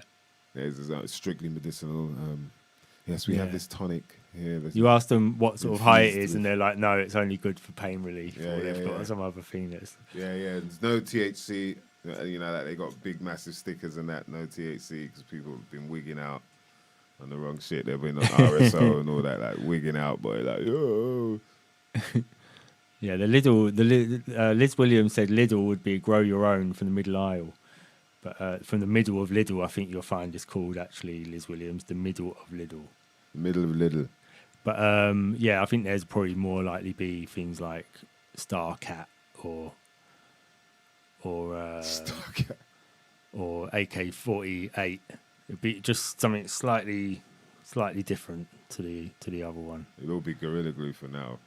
Yeah. That's all they can grow, apparently. Who, Lidl? Like here, it seems like the medical, you know, like you can get permit, like not permit, but you can get some kind of license to have medical and biomedical marijuana from the government, but it's only Gorilla Glue. It's quite expensive as well. So yeah, I wouldn't be surprised if that's what first comes out in all these shops. But imagine that, man. That's going to be crazy for real. If you walk into Tesco and then there's bud there, like in little jars and that. Yeah. It's kind of, you know, you've already kind of got it in some of them sort of semi, you know, munchie spots where they sell all different paraphernalia, like for smoking and all that as well. In places like France and that, there's enough CBD shops though. There's like there where you can just bam, you know, just people just Googling, oh, where I get some tobacco? Yeah, they probably got CBD there as well. Quoi? Nice one, JM. Bars. Bars. In the middle of Little Italy. In the middle of Little Italy, it'll be a whole lot of bud that are built for me. Moving around so pilgrimy. Yeah, the Tesco's finest range. They'll have a separate, because they've got to have free. You've got to have free ranges, haven't you? If you go somewhere like Tesco's, you have to have the cheapest one. Tesco's like, value. Wow, value, bad boy. Just dry. Just the old stuff. Back in the day, that, seeds in it. Seeds and twigs. It'll be mad leafy, like they ain't bothered trimming it on that end. It's in just like some, you know, like wrapped in like their old carrier bags. You know, like the ones that they got rid of when they started, like but they still got them. Oh yes, we can use it. Like, wrap it, just cut up the bag, tie it up, like proper old school drawer. That would be the Tesco's value, boy. Just a stamp, bam, the stamp all rubbing off on that. Like when you're holding it for too long. What bud is this? I can't remember, man. I think it was it's probably Gorilla Glue, but I don't even try. It's basically bud you can go to work on. You just still go to work. You don't. Nothing to worry about. You can have it with a coffee. Not like even the coffee, sure if you're high. You feel more of the high from the coffee than the bud. You know, you go for a coffee in the zoo. It's like, right, man. That's who did do shit, but coffee got me ready. Coffee got me ready, though. It still felt, you know what I mean? It felt like I was blazing. And then all through work, just budding juice. Just budding pear juice through work. Like, right, mama, you all right? Yeah, I'm good, you know, I'm good. Right, you're not getting no buzz from that shit, boy. That's the Tesco's value. Then you got Tesco's finest. You know what I mean? Where you at with that? The finest, it probably smells good. Comes in a cardboard, like a cardboard box thing, recyclable. Yeah. Yeah, it's a Starch box. sustainable box. Yeah. You know what I mean? That's got to be a sustainable box. It's all trimmed down for you. Looks nice in the box. Yeah, it looks nice, but then, you know what I mean? Bit When of a you get to rip-off. it, it's like, yeah, you're just like, you know what I mean? It weren't far off from the Tesco's value. It just dressed up better. Yeah. They basically went to a bit of effort now. They cured it up a bit more as well. You know what I mean? This was like, yeah, we'll cure it up a bit longer for these lot, make it finest. It's the same shit, different toilet though. You know what I mean? And then you go the organic route. You know what I mean? That's where you're like, oh shit. And it's got a little. They always have like the name printed on the packets now of the grapes and things like that. Yeah. Yeah. So they'll have all that. Yeah. Tesco's finest. Definitely coming. Wow. Definitely. Like imagine they'll have brownies, like the edibles. Yeah. They could go in on the edibles. Like, This is like you're gonna need to build another part of the shop. Infused croissants. Yeah. Once they get swirls. going, yeah, once they get going, yeah, donuts, CBD cinnamon swirls. yeah, toothpaste, it'll all be there. CBD cinnamon swirls, boy. CBD cinnamon swirls, CBD cinnamon swirls. CBD cinnamon swirls. CBD cinnamon CBD cinnamon swirls. CBD cinnamon. Yeah, Anyway. Yeah, that would be kind of crazy though. That like infused, you know what I mean? All them bits and bobs. If you like your little flapjacks. Infused flapjack, Yeah. jam donuts. You know what I mean? Infused with strawberry, CBD, jelly. Bam. Yeah. What? Safes Clark says, straight up now in Glastonbury, they sell Gorilla Grips medical chocolate if you know where to go. Oh, Gorilla Grips. Medical chocolate. So, Well, actually in the town of Glastonbury, do you mean? Yeah, you must be, not in the festival. That's not until tomorrow. Nice one, James says meal deal 2 for 3 on the Fridays. Imagine the meal deals, boy. Yo, they'll be going crazy on the meal deals. They'll be like, look, all right, you can get one, because, you know, think about it, there's drinks as well. Your whole shit could be just CBD'd up, boy. CBD'd up. Sandwiches, like everything, boy. CBD infused. You know, your ploughman's Braston pickle. Oh, just infused up, boy. You're going to work waves like, yo, I feel good. I'll do whatever the fuck you want, boy. The boss will be on you. Yeah. Man, imagine that. I guess, well, it's not that crazy out in America yet, isn't it, really, when you think about it? So I guess we shouldn't get too excited yet. Well, yeah, but I don't know. Different. The way they do things is different to how we do things. Tesco's and Sainsbury's, they're the centre. Why do you lot think that they're taking so long to legalize everything? Like, you know, I do wonder with all this time that has passed, because I remember going out to America 2007, possibly even earlier, but I think 2007 was when I was in LA and seeing those dispensaries and all that. And you just think like, right, that's like 16 years ago, bruv. And all here, all now, like where the government could be making their little change off of it all. Yeah. It's like, how comes they well, in the comments, man, please hit us up. Or even if you're viewing this after, hit us up in the comment section, please. Why do you think they haven't legalized the good herb out in the UK yet? It's a really weird thing. You know what I mean? Considering how much money we love and how being that we're like, you know, we're the largest distributor in the world. Yeah. Which is just off key. Like, why?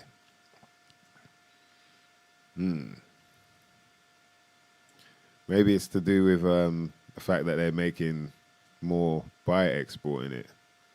And if it was legal, You think they wouldn't be able to straight grow away. enough to be able to satisfy us and the rest of the world? I think it's more to do with like how if like this they can still corner the market on an international scale, whereas if they open it up, then there might be people who have, you know, better knowledgeable than they are, who they'll have to try and take over or something. Yeah. Maybe. Yeah.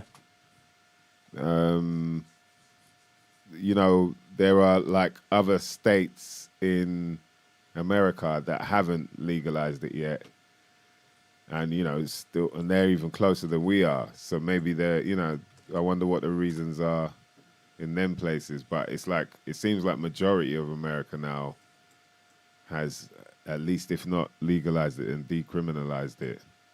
Because it's kind of weird, you know, if people are traveling interstate and all that, like from one place it's legal, then what are you going to do with it? And then you're just driving through that state to get through to where it is legal again. Do you know what I mean? All that kind of weird stuff. I do wonder. But yeah, it's just weird. It's like here, you just think like, yo, you know, like we've talked about before, there are some, you know, legally registered, I guess, like open smoke spots that you can go to, like up north and all that. It's been in the news and whatnot, as well as, you know, it's confirmed that this is real. And so why haven't there been more spots like that opened? Or maybe there are and we just don't know about it, but why haven't there been more spots like that opened, you know, all across England? Maybe there's something people are not doing which could allow them to do things like that. I do believe there's a thing to do with like opening up private membership clubs, like so private membership associations. Yeah. And that way everything's done in the private, and you know, it's kind of, if you imagine it's like behind a paywall, but people can come to a venue and smoke it out. You know what I mean? I'm sure there are ways to do it in that sense. So yeah, it's got to be, because there already are places like that, so someone knows how to do it. There are places like, so we're not allowed to smoke in venues, but there are private membership clubs that are, you go there and you can smoke cigars. Yeah. And drink whatever it is. Is it cigars and brandy or something like that? Something like brandy that, kind of venues and all that. So there's got to be some, do you know what I mean? You're not doing no harm. You know, you just got to think about it in that sense. Like, there's all this like legal stuff, but then in law, it's more to do with you not doing no harm, you not cheating somebody, you not stealing. Do you know what I mean? Like all those laws that go back, like biblical type laws. And if you're not causing any harm, you're acting in that sense, like in more of the private sense as opposed to the public. And then everyone that's involved in what you're doing is stepping into the private with this by, it's sort of, I guess, consenting and agreeing upon, you know, different terms and whatnot to be able to be in this association. Then bam, blaze it up. Come on in and blaze it up. You know what I mean? There's a will, there's a way, mate. Where there's a will. So wait, what are we saying then? I asked the question. So Robbie Love reckons it's going to take ages with the Tories. That's in terms of legalization. Tubalicious says he's seen coffee with a shot of CBD offered in a store in North London. Yeah, actually, where was I? Yeah. I was in a cafe earlier in the year. Or was it end of last year? Yeah. Before the whole accident and all that. And I remember being in one of them cafes there and they had, some type of coffee. Or was it like, or you could, whatever you were ordering, whether it's coffee, tea, whatever, you can get a shot of CBD with it as well. So yeah, there are places definitely putting that out there in the cosmos.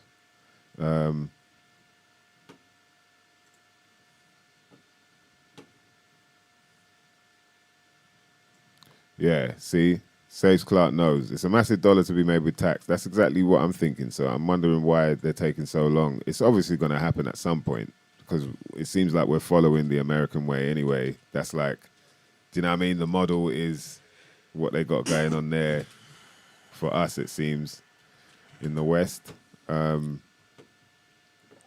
Regantology says we don't want them near it. He's not lying there.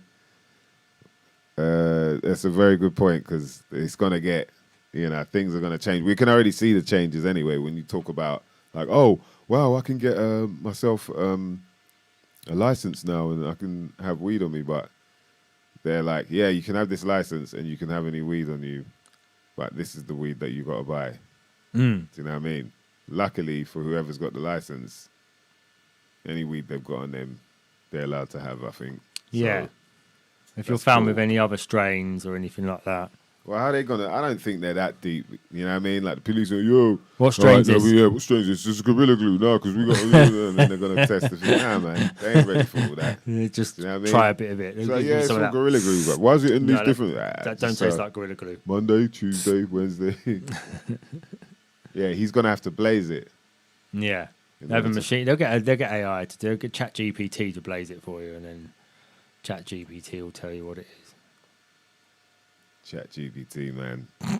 I hope you lot enjoyed that episode we did about that whole AI thing. That was ridiculous. That was just a whole load of like, what are they? Yeah, this ain't gonna work, man. Yeah, we'll try and do electric cars next. Yeah. Yeah, that's another one. It's funny, man. That's what I was gonna ask Rasul as well, is about like old lyrics. Are there any? Because now, like, as you find that there's more truth being unearthed, there's more information coming out as you get, you know, as you grow older, you start to learn more and more, you know. Are there any old lyrics where you're like, man, because there's like a lyric where I talk about electric cars and all that, and now I'm like, man. Yeah, I don't know if I'd have said that now, knowing what I know now about, you know, EVs. And Maybe you have to write a track addressing all of the things you don't think you've just readdressing them all. That's a good idea. That's not a track that's been done, is it? No. I like the sound of that, D. I was wrong. Huh? I was wrong. Yeah, I was I was wrong. Imagine R. Kelly's I Was Wrong, boy. It'd be a long ass tune.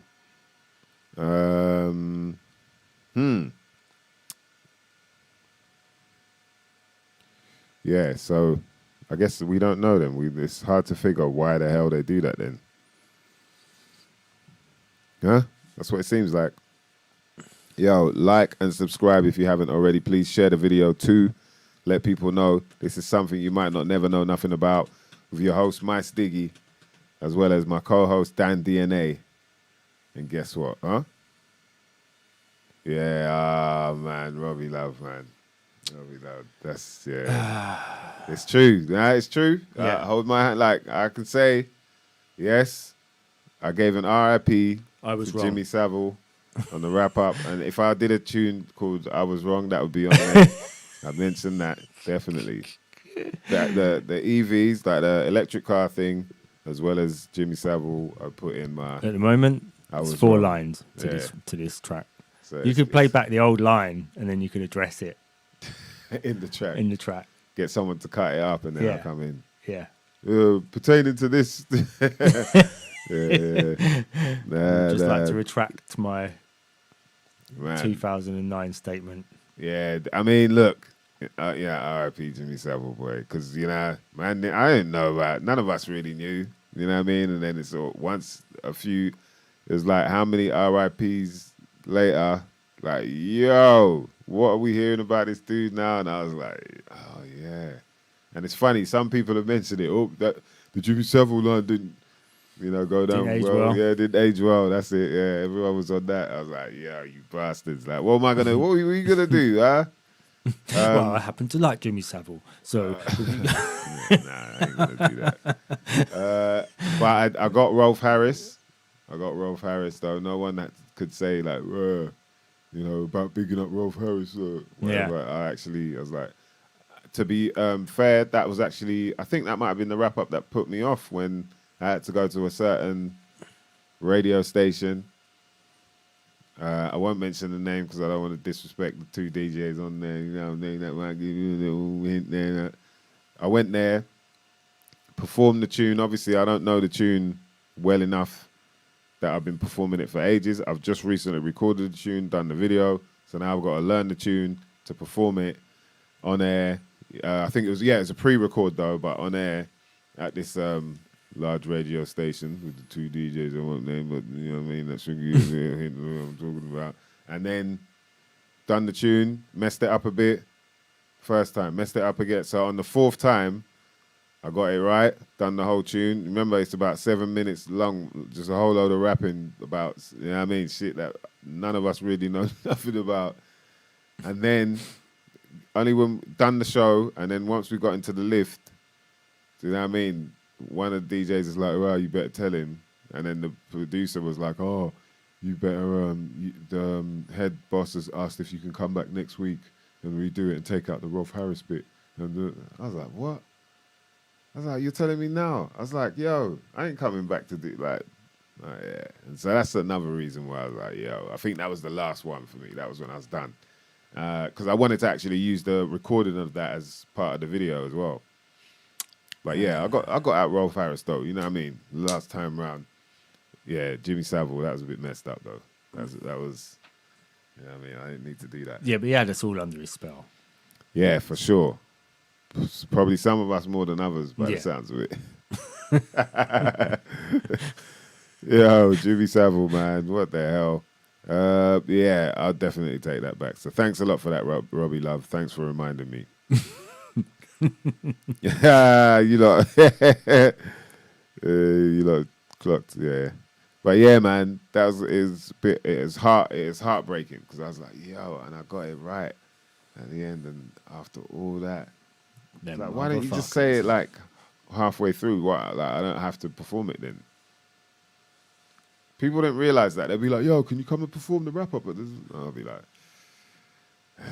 there ain't no chorus where I can just take a little breather. Nah. It's like just constant rapping about all this shit. I don't even know if people can really hear what I'm saying even, you know. Ease me up, man. Yeah, ease me up. And why could they not have just like, if it's pre-recorded, could they not have just reversed his name or something? Like, that's what I was thinking. I was like, why is she saying that and not that they're going to edit it out and all that? Yeah. I was like, right. I goes, nah, man, I'm not coming back to do that. It's like that in them places, though. It's all, to them, it's all just like, money. What? They're not even going to... It's all money wasting. Yeah, time wasting, bruv. That's what I mean. So for them, they're like, we'll get him back next week. It's all right. We'll all get paid anyway. Yeah. Wow. So they don't mind having you back, you know. If you said, can you just edit it? They go, well, that will only take 10 minutes, though. We want to make this last a day so we can all make money out of it. I was baffled. I was like, you just see me spend, a good part of half an hour trying to record it properly and... Yeah. Yeah. Anyway. Yeah, you missed the roll call, you boy. I was just roll calling up the place and... We was expecting you to be first in. Yeah. The roll call. So you need to let us know. Yeah, see, nice one, James. Could have done the old bleep, yep. Yeah. But in a few years' time, when people listen back and they're like, what did you say in that word they bleeped out? Oh, yeah, I remember that performance. That was so good. And then they made you bleep out that word. What was it? Like, it was the R word. I think it was because he was still going through, whatever it was. Right. Oh, so it weren't to do with them being associated with him. Nah, it was just that they were saying that they don't want to get in trouble. So yeah, they don't want to influence the jury with like, your track. Just mute it out then. Like, yeah. Come on, man. Wow, what's nah? Your more's on the tangerine tonight. Just finishing off some banana in the chillin'. Woo. See. She's on the fruit flavors tonight. Fruit flavors, you know what I'm saying? Summer. Yeah, summer fruits. Don't just as long as there's no Pims involved. Put a bit of Pims in the bong. Later. Pims in the bong, boy. Pims.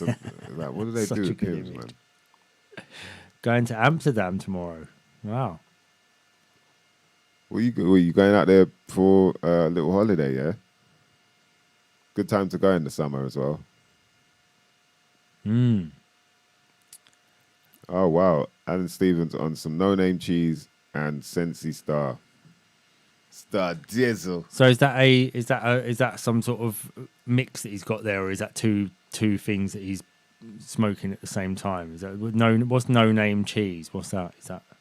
That would be like a cheese strain, but not like a you know, Oh, blue okay. cheese. Or, Right. And then the Sensi Star. So is Alan Stevens saying that he's just smoking two different strains, or is I'm not that sure, you know. a mixed strain between a cheese and a Sensi Star? Usually when I see that X, I think it's a mixed strain, but it might be too. No Name is the. Oh, he's got the No Name cheese. Yeah. Okay, there is a cheese called No Name. Yeah. Okay, right. That sounds that's interesting. a good name. Yeah, No Names. Shout to DJ No Names. Foreign Beggars, I believe they've got their 20th anniversary thing coming up as well. So look out for that, man. Nice. Oh, there you go. No Name is the blazed strain. up. Yes, mixed. Mhm. Okay. See, you're learning something every day, D. Yep. Let's, whilst we're on the topic of cannabinoids, we want to give a big shout out to the Cannasseurs UK, mother lovers. That's right. Cannasseurs UK provide you with the quality CBD products. CBD has many health benefits. Some of them include things that are quite serious as well. Offset anxiety and depression, epilepsy syndromes, can reduce PTSD symptoms, treat opioid addiction, as well as can alleviate some ALS symptoms as well. So it can help, a vast array of people. So I think like it's quite important that they get onto more products that are a bit more natural, a bit more easier for the body to handle as well. It can relieve pain, of course, people know about that. It can also ease diabetic complications, apparently, which I think is interesting. I didn't know about that. But it's a lot of stuff you can find out more to do with CBD. And Cannasseurs UK is one of the places that provide quality CBD products, which can also inhibit arthritis symptoms and protect against neurological disease. Did you know that? You didn't know. But guess what? Breast milk has got CBD in it. So there must be something to that. Because babies that don't leave the boobie, they seem to be quite on it. They got a spark of something. So if you want to get that spark continuing out throughout your life, you can get yourself CBD sprays. So these are oil sprays. Indica, also sativa, or you can get yourself a full spectrum spray. So that would be both indica and sativa, and you're getting the whammy right there. You know what I mean? You can also get the CBD infused in Belgian chocolate, both sativa and indica, dark chocolate as well as milk chocolate. You can get CBD balms, which help with things like rashes, pains, cuts, bruises, things like that may annoy you. I believe CBD paste is a very good product to use to help you out with that, as well as you can get yourself chocolate stirrers, which are very magical and something you might not never know nothing about. All from cannasseursuk.com. When you go to the checkout, make sure you type in the acronym for the show, which is SYMNNKNA. That's SYMNNKNA. Something you might not never know nothing about. And you'll get yourself 20% off any order. Mother lovers. That's cannasseursuk.com. It's got a flow without the music, isn't it? Yeah, we should set the music to that speed of talking. Yeah, man. Definitely worth it, man. Yeah, I wonder what Amsterdam's like now. Amsterdam. I'll have to go over there at some point and see man. Rob. I haven't been there. I think the last time I went there.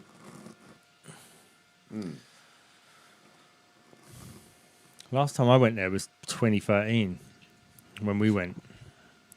Yeah, December. I went there. I think I went there in 2016, maybe 2017. I think it was 2017. Yeah, got blazed, man. Did a few gigs out there with the Smokey Joe and them. Yeah, yeah, it's good. We did like about 4 or 5 dates in Holland. So yeah, it was good, man. Yo, Alan, I was in Bristol a couple of weeks ago, man. Did a gig out there. But right now I'm just conjuring the new material, man. So I'm not trying to do too much. But I do want to do something, I wouldn't mind doing a gig somewhere for the 50th anniversary if any of these events are on, because you know what I mean. It would be nice to be part of the celebration. But other than that, you know, I'm conjuring in the dungeon. So look out for some new stuff coming very soon. I've got features I'm working on as well. Pardon me, for a few different people. So yeah, trust. I'm looking forward to you know what I mean, towards the end of the summer, getting into the new year shit. It's gonna be crazy, boy. I'll tell you that. Mother lovers. Oh, also I heard an advert on a podcast, you know, like adverts that come up on podcasts for, I think it's for Maltesers. And they have stolen mother lovers. Don't lie. Yeah. Wow. Yeah. Wow. Yes, they've just used it liberally Yeah. in whatever way they like, as if it was their own phrase that they had invented. Yeah, it's bound to happen, isn't it? So we'll see if I can I find remember it. Jonathan Ross was using it. People hit him up, said, yo. Oh, really? Says, yeah. And then he backed off of it. I think he knew. Yeah, of course. So now it's time for us to go out Maltesers, mother lovers. Yeah. I know what they're trying to do. They're trying to link this with their product, but it's not going to happen. No. Trust on that. This bald geezer will not be outdone by the Maltesers. Artists out there, hit me up for more features. If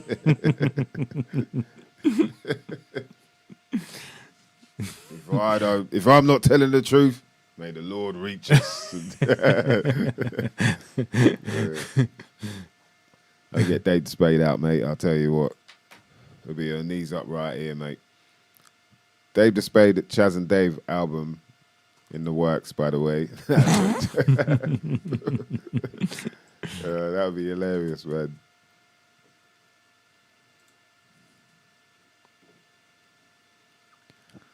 Oh, big up Sinead in the building. Yes.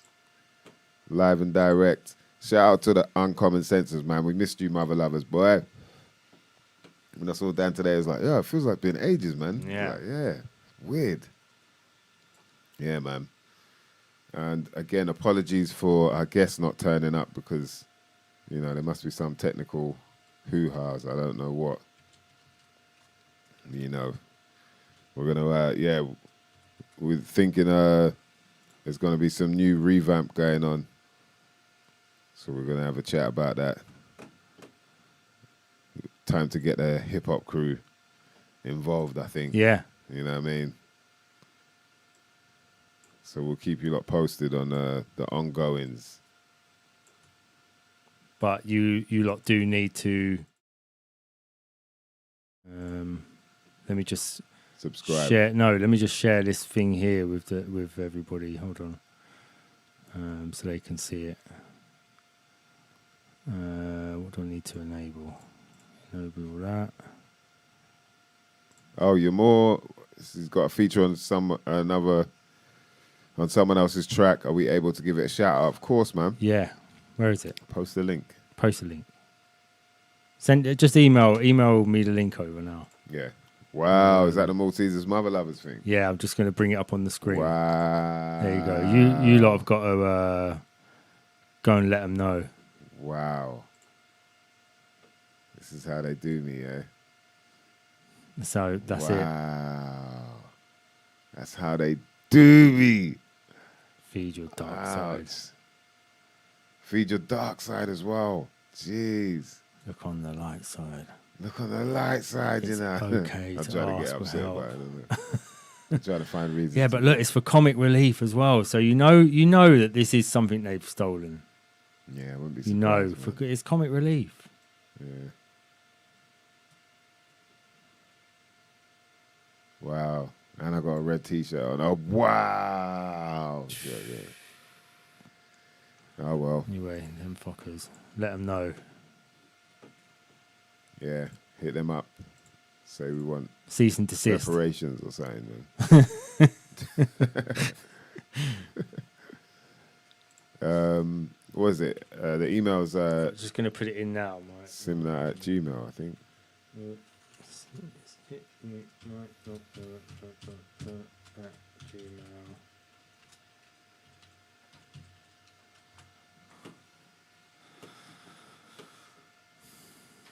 Yeah, boy. Crazy times, mate. Yeah. Crazy times, man. Yeah, so this alien thing. What do you think? Oh, yeah. Who I in the Uncommon Senses room, who believes in aliens? Please let us know. If you believe in aliens, let's see an alien Answers emoji. on a postcard. If you believe in aliens, let's see an alien emoji in the comments. If you don't, let's see a thumbs down. Let's find out. Yeah. Do you know what I mean? If you want to do it anonymously, just say my friend said. Ah. Okay. Yeah, I tried to find the video of it. Wow.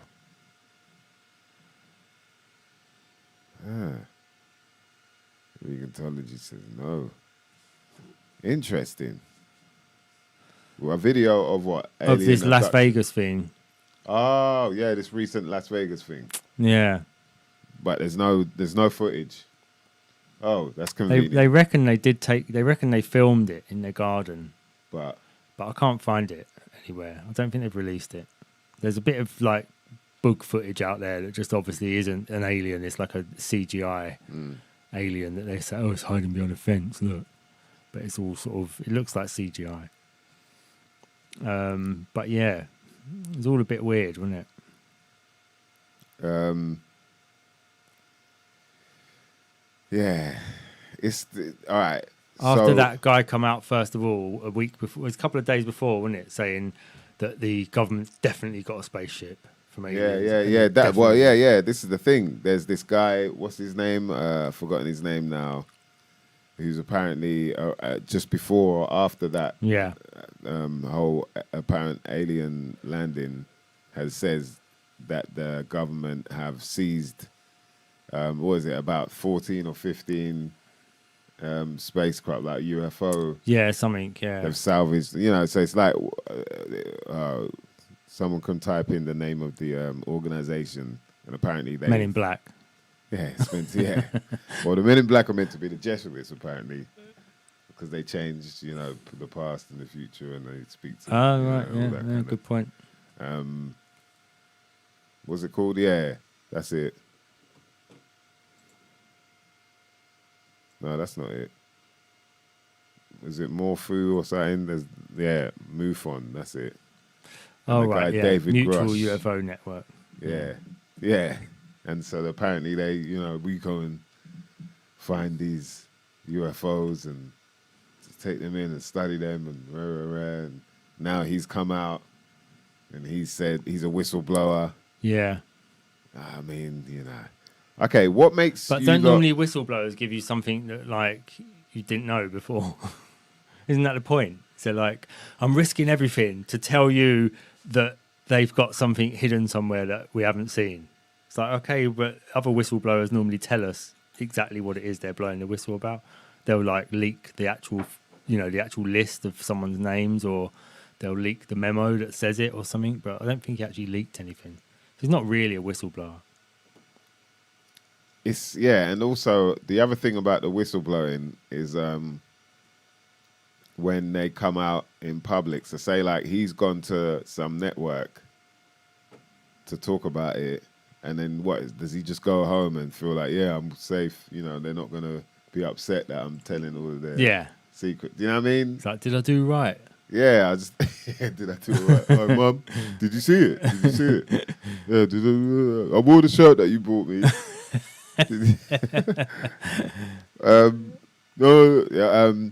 But yeah, so things like that make it a bit suspect to me. I'm not gonna lie, I find it a bit like, okay, that kind of looks like he's just there then to make people think a whole bunch of stuff. But there's a time when I did believe there were aliens out there. Now I'm a lot more skeptical about it. I'm a lot more like, because there's not what I understand as, proof of any of it. I just feel like, okay, it might just be a whole load of baloney. Do you know what I mean? So I do wonder, and I don't feel like, oh, there's anything wrong with people believing that there are aliens, because it is a possibility. Like, we just don't know. Do you know what I mean? And it is just a belief because we don't know. Yeah. But hopefully one day we can find out if it's true or not. Do you know what I mean? Until then, until I see things that aren't just like on a screen or someone's story, or do you know what I mean? Yeah. It's something I have to see myself. Like, yo, I saw some shit where it's like, what is that? I don't know what that was. That was a UFO. Then I gotta wonder, was that UFO from outer space? Was it from some kind of alien being, or was it made by? Is it some government-made, military machine? Blah blah blah. You know what I mean? There's all these steps we got to take. From my opinion, from my point of view, that we've got to take in order to then understand whether this thing is real or not. So I wanna ask the comment section, because it seems like quite a few of you lot, majority of you lot, are saying yes, you believe in aliens. And so, what is it that makes you believe there are aliens out there? Yeah, hit us back. Let us know, because this is an interesting one. I'm quite surprised at how many people said yes. I'm not gonna lie. Do you know what I mean? So I'm interested. Well, D, where you at with the aliens? No. No? No. Was there ever a time you were? It was, yeah. Yeah? Yeah. And then I just read about it all, and I was like, nah. Mm. Nah. If this is my logic, if they was here, we would already be being controlled by them in a big empire, because that's how things work. If maybe right, so I'm not saying they're not. I'm not saying there aren't people on other planets. I just don't know if travel between planets is possible, because we would see them there wouldn't just be one of them here by now. There would be two competing for our attention, or three, and they would all be saying, one of them would be saying to us, we're just going to take you over, it doesn't matter whether you like it or not, and the other one will say, no, they're the bad guys, don't let them take you over, we'll come and save you, and we're the good guys. So it would just, and if they're just not like that at all, if they're just benevolent type beings that would just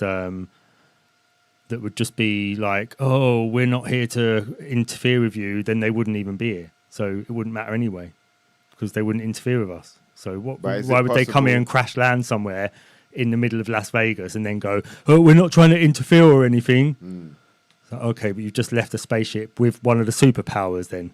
So that wasn't interfering. So you know what I mean? It's the same as like going back in time and changing something just fundamental to time, and then going back into the future and going, oh, everything's changed.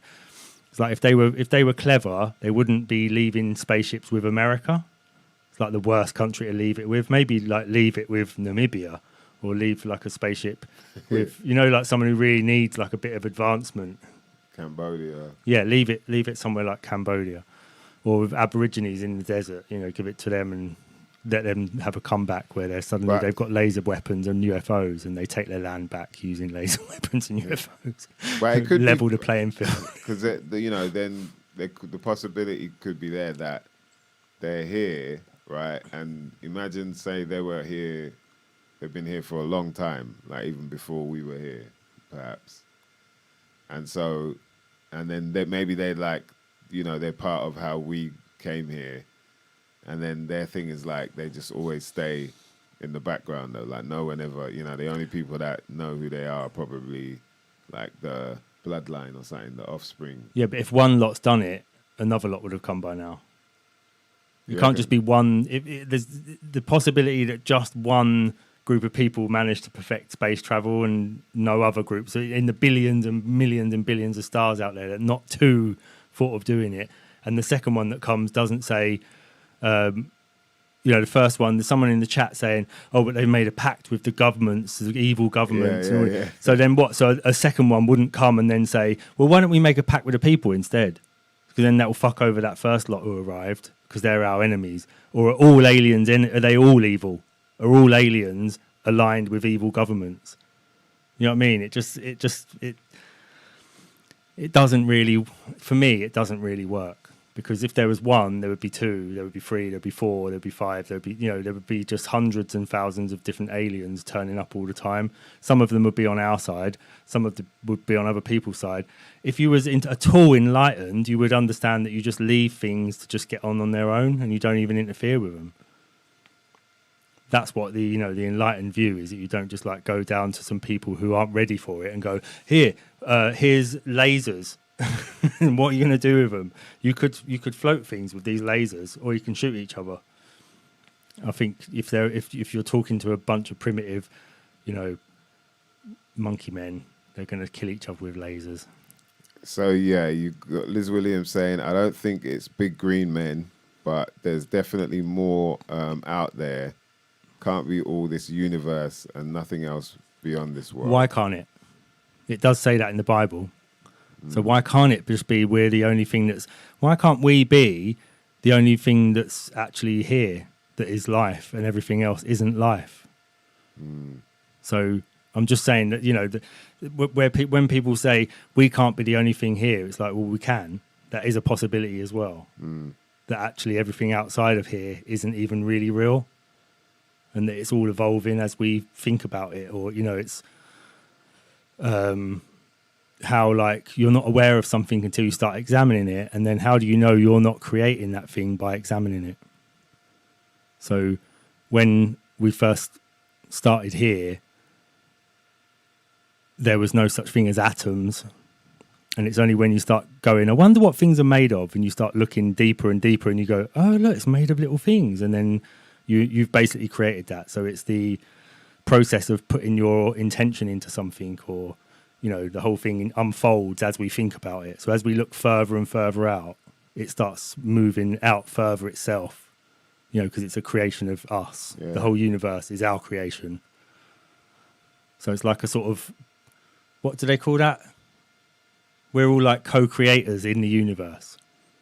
So as we look further out with telescopes, we go, what's out there? And we go, there's more places like us out there. That's what we would imagine would be out there. So once we start imagining it, all of us together, it's like world building. We're all collectively creating a universe around us. Hive mind. Which is what it says in all of the religious books, is that they all say in the beginning was the word, or that it all started with someone having a dream, or that the universe began from like a thought or something like that. So it is a similar sort of idea. That's all I'm saying. It could be. I'm just saying, and Liz Williams saying I'm looking at it scientifically. I'm looking at it in exactly the opposite way to science. Yeah, I think because the thing about it, is like what our understanding is of what we call space, what is out there, like what do we see? Because someone mentioned it to me not long ago, and they gave me the impression that they think I don't believe in space. Like if I say about the moon landing thing, or the planets, like how do we know that they actually look like things like that. But that's my point, is that because all we get to see is the information that we're given, through in school books and whatnot, or do you know what I mean? Like the visions we're given via like the NASA machine, and all these different places, like whether it be whatever.com that specializes in space and astrology and all that, or astronomy, I should say, innit? Mm-hmm. That because of that, that's all we understand. That's the only way we understand it. We don't get to like live it and see it ourselves. We can look up, see stars, see the sun, see the moon. Believe that they probably, the shape that they look. Do you know what I mean? We don't know whether they are or not, but it's the best we can do is believe that they are, because of the patterns that we see. Things that happen where it's like, okay, it's got to be a ball up there. Do you know what I mean? And what else could it be? But we don't know. You know what I mean? We can't measure it, you know what I mean, for ourselves. So we just got to believe what people are saying. And so when it gets to that point, for me, it's already a bit of a, there's not really an argument either way because, you know what I mean? We don't, so it's only a belief, and what can we do from that? Now we're just arguing about stuff that is blatantly just a possibility. We just don't have a clue at all. So even when we say about science, or do you know what I mean? We say speaking it on a scientific level, we still got to get down to the bottom of whether that claim within the science is even a fact or not. Because a lot of it is the theory of things happening, the way that they look or seem. Everyone sort of going along with that, it becomes a reality for everybody. Do you know what I mean? That's the tricky part about that. And for me, it's just already, okay, if they're aliens, for one, would it not be quite obvious to some of us somewhere in the world that they're about, and everybody, have some form of like full proof, who has seen it, or I mean, some like, would it not be like, would they be able to hide it this easily? With all, everything's on camera now and whatnot. And that already is just like, yeah. Like, we'd know if it was real. We'd know. That's what I'm saying. Yeah, we'd know. We'd know. People would be like, nah, this shit, like, you'd hear it in so many different ways. But now it's just all speculation. All speculation. All a bunch of films, stories, books, comics, whatever kind of music, tunes, anything, theater, to just get us thinking in that sort of light. And then people are like, yeah, no, it could be aliens, man. Yeah, look, alien emoji, like, look at that. Even there's an alien emoji, just, that's how real it is. Yeah. Fine, you could get your dinosaur emoji. Sharks. Fairies. That's the other thing. We talk about the dinosaur thing with kids. Sharks is the other thing, isn't it? What do you mean? That's the other thing they push, because sharks are like, quote unquote, prehistoric. They're like, oh, baby shark, baby shark. Wow. So they push like a shark thing on, as well as dinosaurs. They push sharks on children. Because sharks look kind of dinosaur-y. Oh, look, they're a dinosaur. They're like a remnant from the prehistoric times. Yeah. There's no such thing as God. God doesn't exist. It's all just dinosaurs and sharks.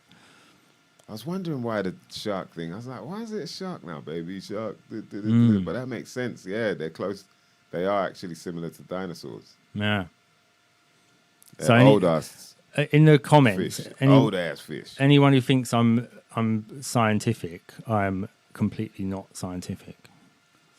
I don't believe in most science.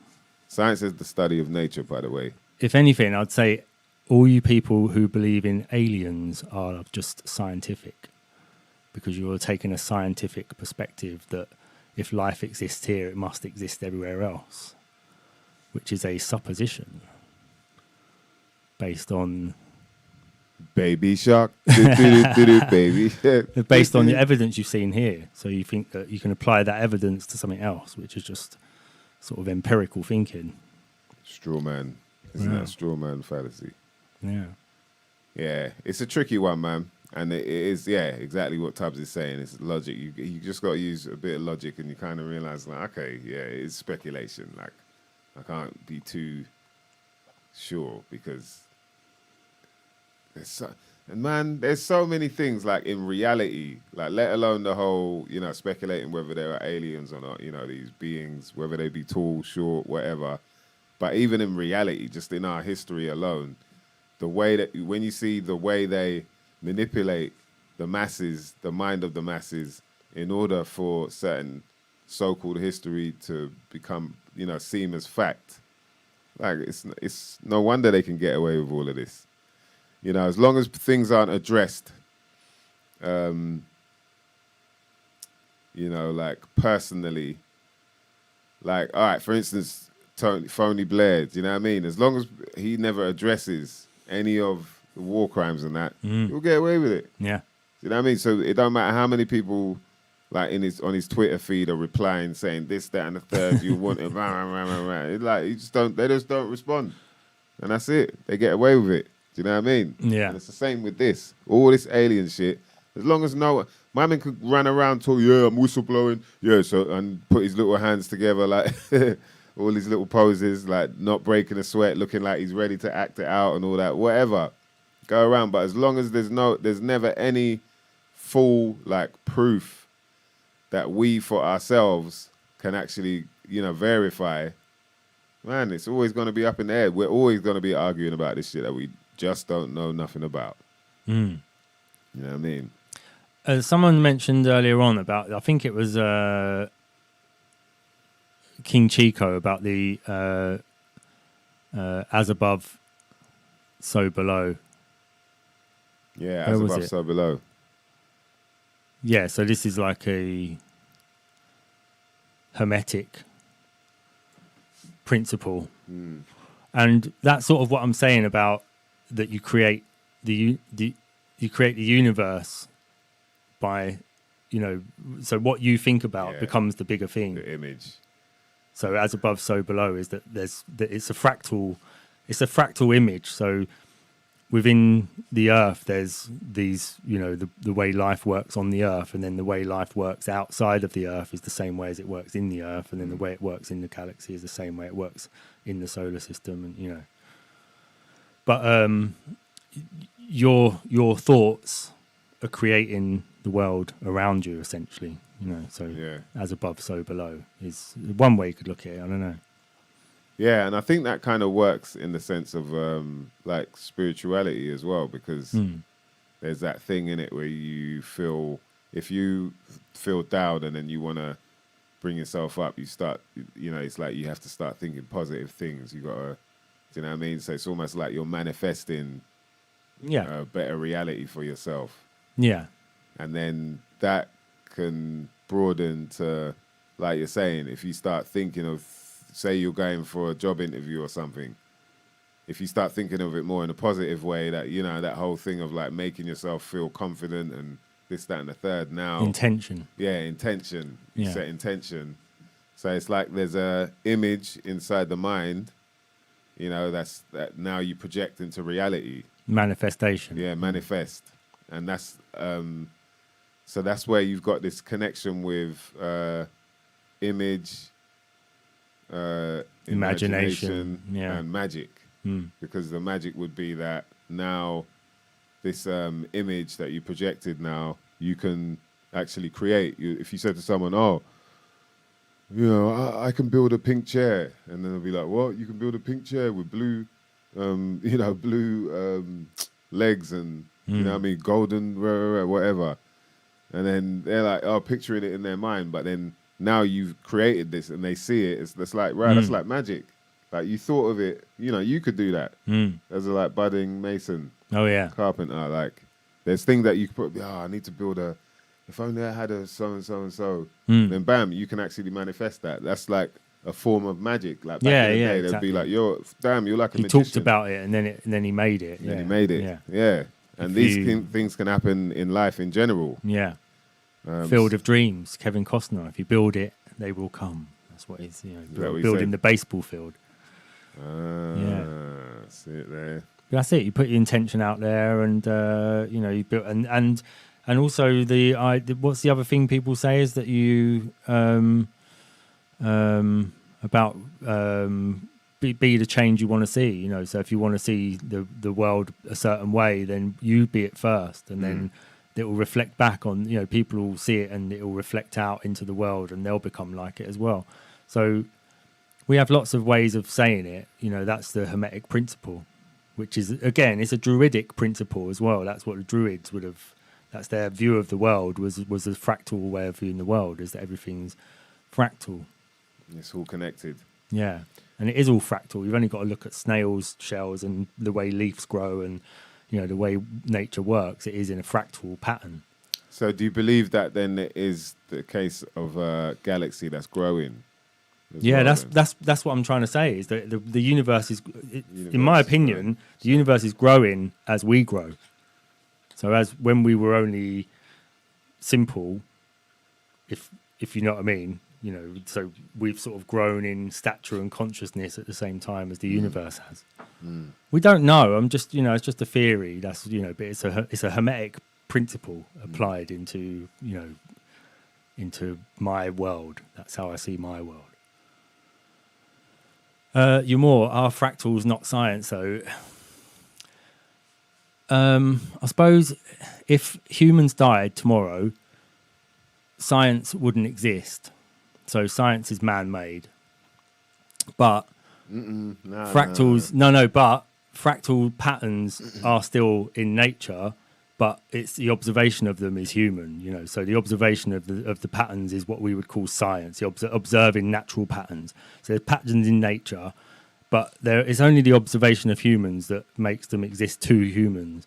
So if we stopped writing it down tomorrow, horses wouldn't get all our writing and go, oh, have you seen what humans wrote? It really means something to us. It only means something to us at this moment in time. So it is the observation of nature, but that observation only comes from us at the moment. I don't think anything else really writes down its observations the way we do. No, that's true. That's true. But the way I understand it is that, like, true science, the original meaning of science was the study of nature. So therefore, what she's saying about the fractal, that's part of science. Yeah, because it's it's the science of nature, which is the true meaning of it. But then now you've got like medical science or computer science or blah blah blah. There's different sciences. There's like political science and all that. You know what I mean? So in that sense, it is. But what you guys are talking about is actually like the scientific method. Do you know what I mean? Of some form of equation or whatever. And I think that's a little bit different. Do you know what I mean? And that's not, it's not as, what's it called? Like, I guess like all encompassing, like, the be all and end all of the truth. Because it's always speculation. They're always there's so many things that they can't actually practice on, especially with like the body. If you think about, do you know what I mean? You can only work on really the insides of a dead body. You know what I mean? And then it's not really a body that's working in the way that it's supposed to because it's dead. So how do you know that what's going on is actually what would go on when the body's alive?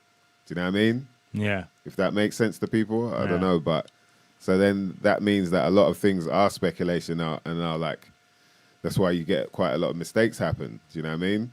So you can't, in other words, and if that can happen with life, that's what they do with life. Imagine what they do with all this other stuff, which is just like rocks and mountains and, or light beams of light that, you know what I mean? It's pretty much that simple. The rest of the people, lower level that are learning it all, they're just understanding it from that same point of view. So they're not even questioning whether that point of view is even correct or not.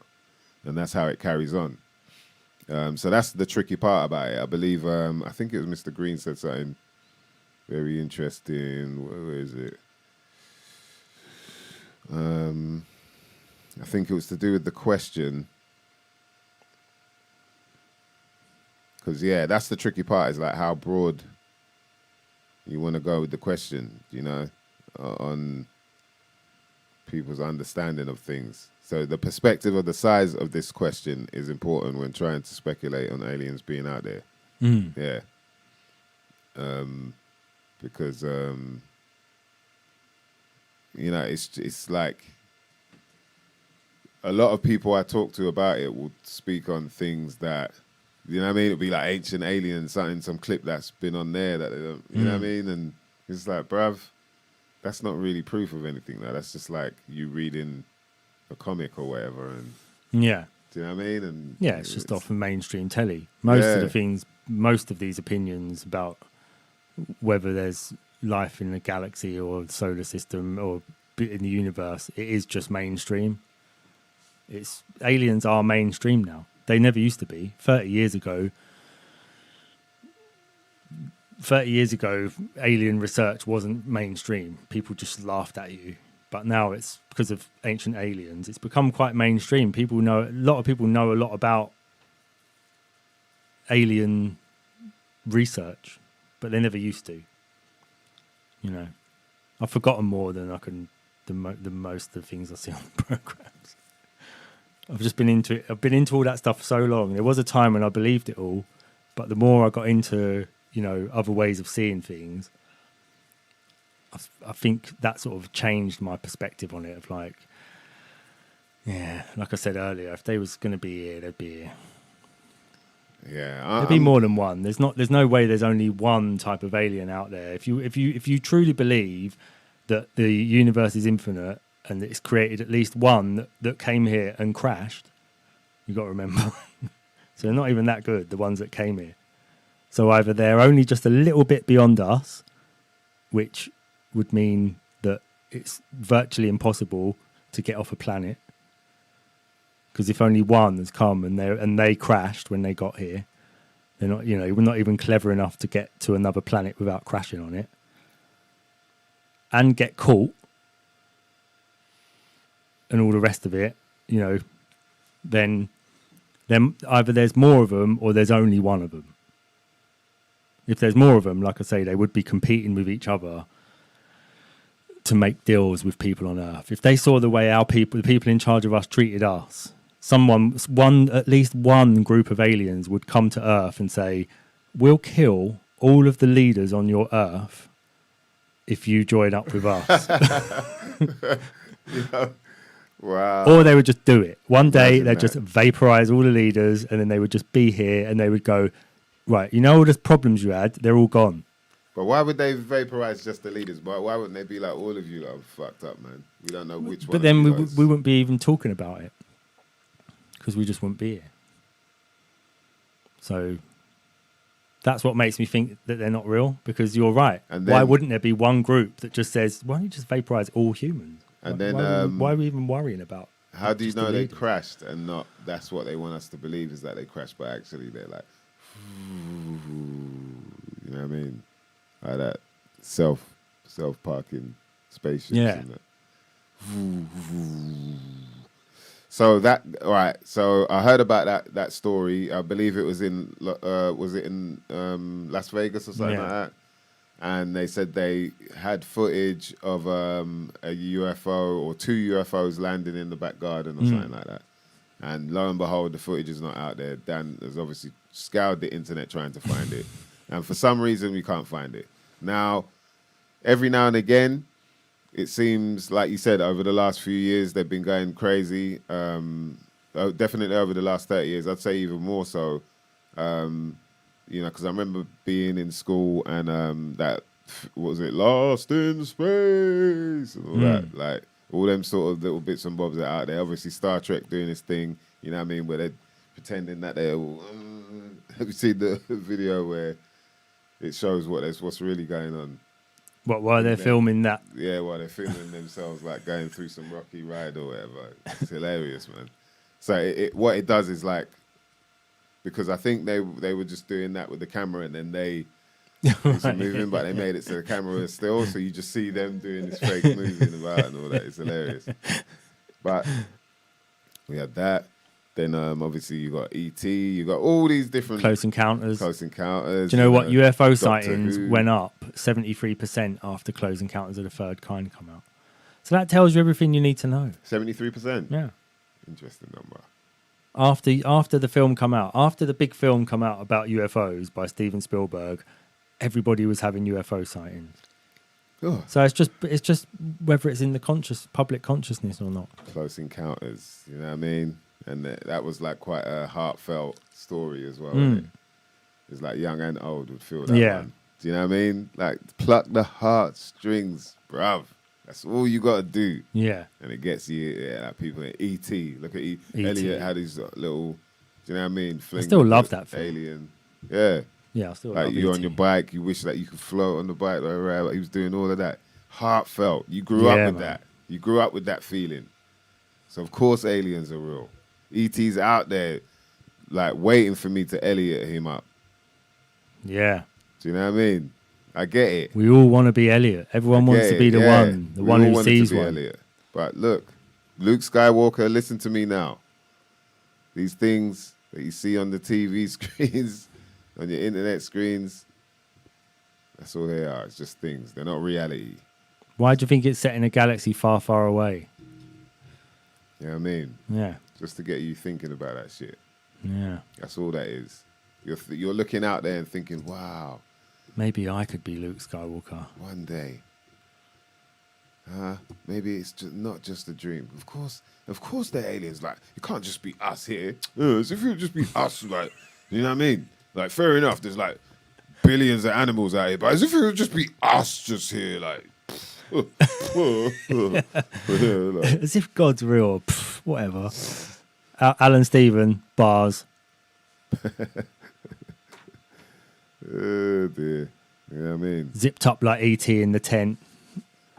That's it. You know what I mean? In the basket, boy. Man's just tripping out. Tripping out with the, what do you call it? With the sheet over him in the basket, boy. Feel like E.T. looking at his finger, thinking, oh, it's all lit up. E.T. finger. War of the Worlds. That's another one. Do you know what I mean? They just implanted Doctor Who. Who done War of the Worlds? Some Mason, probably. Usually is. Let's have a look. You're right, but of course, you're right. H.G. Wells. What was H.G. Wells? So, H.G. Wells... See? Even Alan Stevens saying that's why Corona scared me at first. It's true. All of us, man. As soon as they put all that shit out in the... you know what I mean? They went deep, though, this time. They went like WhatsApp. It was like, yo, you're getting stuff. You're thinking, yeah, this is like underground. This ain't on the mainstream. Bam. Yeah. They're still hitting you up with some BS like Chinese people. Like that. You ain't seen one person do that all till now. 3.5, damn near 4 years. You ain't seen one person in the street. No one ain't put that on the news nowhere. Yeah. But that had us shook. Yeah. H.G. Wells. His most consistent political idea was the world state. He stated in his autobiography that from 1900 onwards, he considered a world state inevitable. He envisioned the state to be planned society that would advance science, end nationalism, and allow people to progress by merit rather than birth. Yeah, so there you go. You know, that's the man who wrote War of the Worlds and The Time Machine. He's actually just like a global elite. Yeah, so you lot with your aliens, boy. Yeah. In 1940, Wells published a book called The New World Order that outlined his plan as to how a world government would be set up. In The New World Order, Wells admitted that the establishment of such a government could take a long time and be created in a piecemeal fashion. Yeah. There you go. So, you know, these are people pushing aliens on you in the Victorian times. That's deep, innit? Yeah. These are the people that you... It's a big plan. They've been doing it for a long time, and aliens is part of the New World Order plan. So if you're into the idea of aliens, you're into it because you're just a New World Order shill. Yeah, that's how you know it's getting late, man. Dad's switching on you. The moon is out, boy. That's it. The wolf comes out. No, but you know, it all comes round. It all comes round. I'll take all your insults. I'll take everything you put in the chat. It's fine. It all comes round to the end. Well, we'll get there in the end. We'll work it out. I like what Mr. Green was saying, but in light of the whole Titanic thing, I don't know. But it's true. Like, there's less that we know about what's going on here. You know what I mean? In the ocean, deep in the oceans, definitely. let alone we're talking about aliens all the way out there. There could be all kind of stuff going. Like, what other animals are down there that we don't know about, that are way deep that we ain't even, you know what I mean? Yeah. Them lot going to the Titanic. What are you going to the... Again, what are you going there for? Maybe there's aliens down there. Like, for real. Like, even if there's change down there, it's like, yo, that shit's rotten by now, man. All right, I don't know about the gold and silver, whatever, but what are you looking for down at the Titanic? Like, for dead, yeah, I want to go to this graveyard site, bruv. Like, I'll pay 250 million, whatever it is, thousand, to go, like, nutters, man. Do you reckon there's could be some sort of secret horde there that they're all looking for or something? Yeah, I think it's a load of bollocks. I think it's all rubbish. Do you reckon? Yeah, I think it's... You don't think anyone's trapped down there? It's a story, yeah. I'll bet that there's some numbers on it where you see, like, oh, right, it's just another... It's kind of like a commemoration to what happened James Cameron's got a new film. Yeah, that'll be it. It'll be something. This is some the promo Titanic for something it. coming out. Yeah, do you think they'll save even them? the Are they film of gone? that. Are they dead? Or are you gonna? Do you think they'll miraculously appear? That's what JM said. Celine Dion vinyls now. Celine Dion vinyls, you know. Jesus, man. Do you reckon they'll miraculously appear or something, or is there going to be some sort of redemption arc for them? Maybe aliens will bring him back. Nah, I think it could be another mystery. Or if they come back, it'll be like on a significant like date or I don't know. ER. Rescue robot sent out in last chance to save passengers lost in Titanic submersible. So do you think this is going to be, look, robots saved us, robots saved from humans? Could be. Yeah. Redemption arc. I'll say AI. Robot AI redemption arc. We need to give AI citizenship now of the New World Order. I wonder if the AI are meant to be like the superheroes then. Yeah. Like we'll get like that fucking... A rescue robot vessel has been shipped out to search for lost Titanic submersible in hopes to save 5 men. Fucking men. Hey. Why is there no women on there? Oh, shit. Sonar reports picked up repeated banging noises beneath the ocean, followed by yelping noises as the 4 rich white men and 1 single young man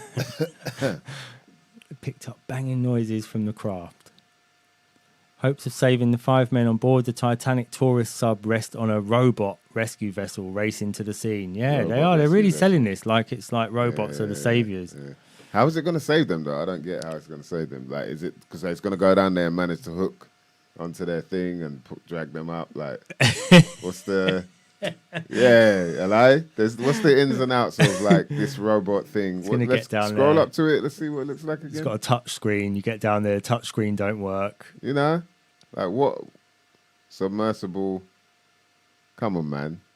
I don't think there's any pictures of it. Yes, that's funny, isn't it? Oh, is that it down there? Oh, yeah, hang on. So what's the deal Looks like then? a generator. Is that a generator? It looks like a generator, doesn't it? It just looks like a petrol generator. An underwater lawnmower. Yeah. The French survey ship Atalante was due to arrive on site with the Victor 6000 It's called Victor 6000. Leaving little time to locate and retrieve the sub and its passengers. More underwater, quote-unquote, banging was picked up by sonar yesterday, and searchers insisted they had not given up hope. US Coast Guard Captain James Frederick said they had to remain... Is that because he doesn't identify as he or... Oh, man. US Coast Guard Captain James Frederick said they had to remain optimistic, and remotely operated vehicles searching underwater to a depth of 2.5 miles were following up the sounds. It's still not clear what the sounds were. You always have to have hope, and there are a lot of factors to consider. Sometimes you're in a position where you have to make a tough decision. We're not there yet.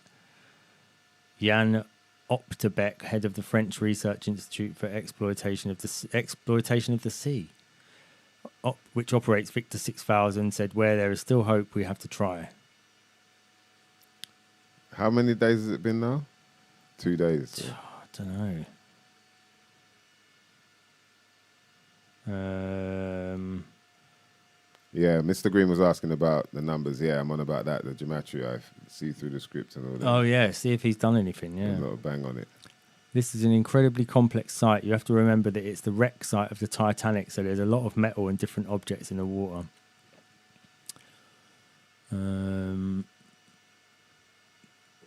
Based on information that the operator provided, they indicated that they have an emergency life support system on board to provide oxygen for approximately 96 hours. That is a difficult calculation to predict because it depends on the number of occupants. We're looking at a time period of about 20 hours from now into Thursday morning. Okay, so it's happening now, basically. 20 hours since they've gone missing. 20 hours from now. So from Thursday morning when this was written, they said 20 hours. So we've got basically, it should be happening around about now. Oh, right. If they're going to run out. Oh, right. Okay. That's interesting. Wow. Headlines on the 19th. Oh, yeah. Okay. So it happened on 19th of June. Is where that.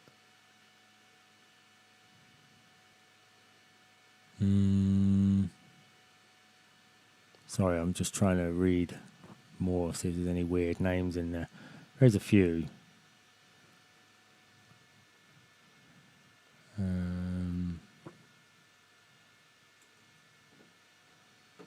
Anyway, we'll wait and see how that plays out. Insurance scam, you more said. Yeah, they Possibly. said that about the Titanic as well, isn't it? Yeah. It's not the Titanic. Oh boy, here we go. All right. You lot read through this with me, man. Share the screen. Share screen. You're sharing screen. You going to share screen? Share screen, baby. Okay, let me just give you share screen. Share screen. Hey, you lot, should we share screen? Share screen. Share screen. Someone's asking about the numbers. Is it share screen? It's time to spark it up because you know what we're going to do now? Share screen. It's been a minute, baby. It's time to share the screen. All right, let's look at this because Okay. I've only had a little. Want to share your screen? Let me share the screen. I've only had a little butchers. And already I'm like, oh boy. So hold on. Let me just see why it's not sharing screen. You ain't share screen? I swear it's sharing screen. I was sharing my camera. Hold on. No, no, that's the wrong screen. It's shared there. Zoom meeting. Ah, got it. You share screen? Okay. You share screen? Okay. You share screen? I'm going to share. Yes, you're going to share your screen. Okay. Right. Oh, wait. Ready? It's share screen. Do you want me to chop off all your things at the top? Yeah, if you want. Yeah. All right. Done it. All right. I'm gonna change to you now. There you go. All right. So as you can see here, this is Truth Exposed with Gematria. Crack their code. A lady called Amy does this. It's good to check out for all the headlines and all that. So as you can see here, the headlines came out on the 19th to do with Titanic wreck submersible going missing. Titan. So the word Titan, I guess, is in the word Titanic, and that equals 19. So I guess the connection there she made was with the 19th. Then it says the Titanic hit the iceberg on April the 14th and sunk through to the night into April 15th. So that's the original ship, the Titanic she's talking about. The day of the year on April 14th is the 104th day of the year. And so in numerology, take out the 0, so that would be another 14, just like 14. Then you got April 14th is the 104th day of the year, and now the Titan by Ocean Gate Expeditions is missing. And when you put Ocean Gate Expeditions into the reverse reduction, it comes up as 104 as well. So there's a connection there. I haven't seen this before, by the way. I'm just reading it with you lot. So June the 18th to 19th, what's that? The expedition arrives at the area where RMS Titanic sunk. The Titan begins descent. Contact is later lost. All right, so that's June 18th to 19th. So that's 618 or the other way around. Then you got something from Wikipedia. Wikipedia seems to be like the historian. Do you know what I mean? The AI historian that we've got now. And so it's obviously owned by the same, whatever algorithm, if you want to call it that. Maybe we call them the algorithms from now on, because boy. But yeah, so let's read this quickly. Wikipedia says Titanic sank in the early morning hours of 15th April 1912 in the North Atlantic Ocean, 4 days into her maiden voyage from Southampton to New York City, the largest ocean liner in service at the time. Had an estimated 2.224 people on board. So that's 2,224. That's an interesting number. On board when she struck an iceberg at around 11:40, 23:40 ship's time on Sunday, the 14th of April in 1912. Her sinking 2 hours and 40 minutes later. Wow. That's interesting. See what I'm saying? 2224 people, and then here it says sinking 2 hours and 40 minutes later at 2:20, and that was 5:18 GMT on Monday, 15th of April, resulted in the deaths of more than 1,500 people, making it one of the deadliest peacetime maritime disasters in history. So this lady, what she does is underline here, so you get a link with things that she's noticed. The Titanic was called the RMS, and so RMS Titanic in reverse equals 144. And then April 14th would be 144. Yeah. It sank the night of 144, and it goes into the 15th of the 4th, and then you can see here sort of the linkage with certain orders and slogans and ideologies people may have that are linked to those numbers. Struck an iceberg on Sunday 14th. Sinking 2 hours and 40 minutes later at 2:20, which was a number that was linked to these guys.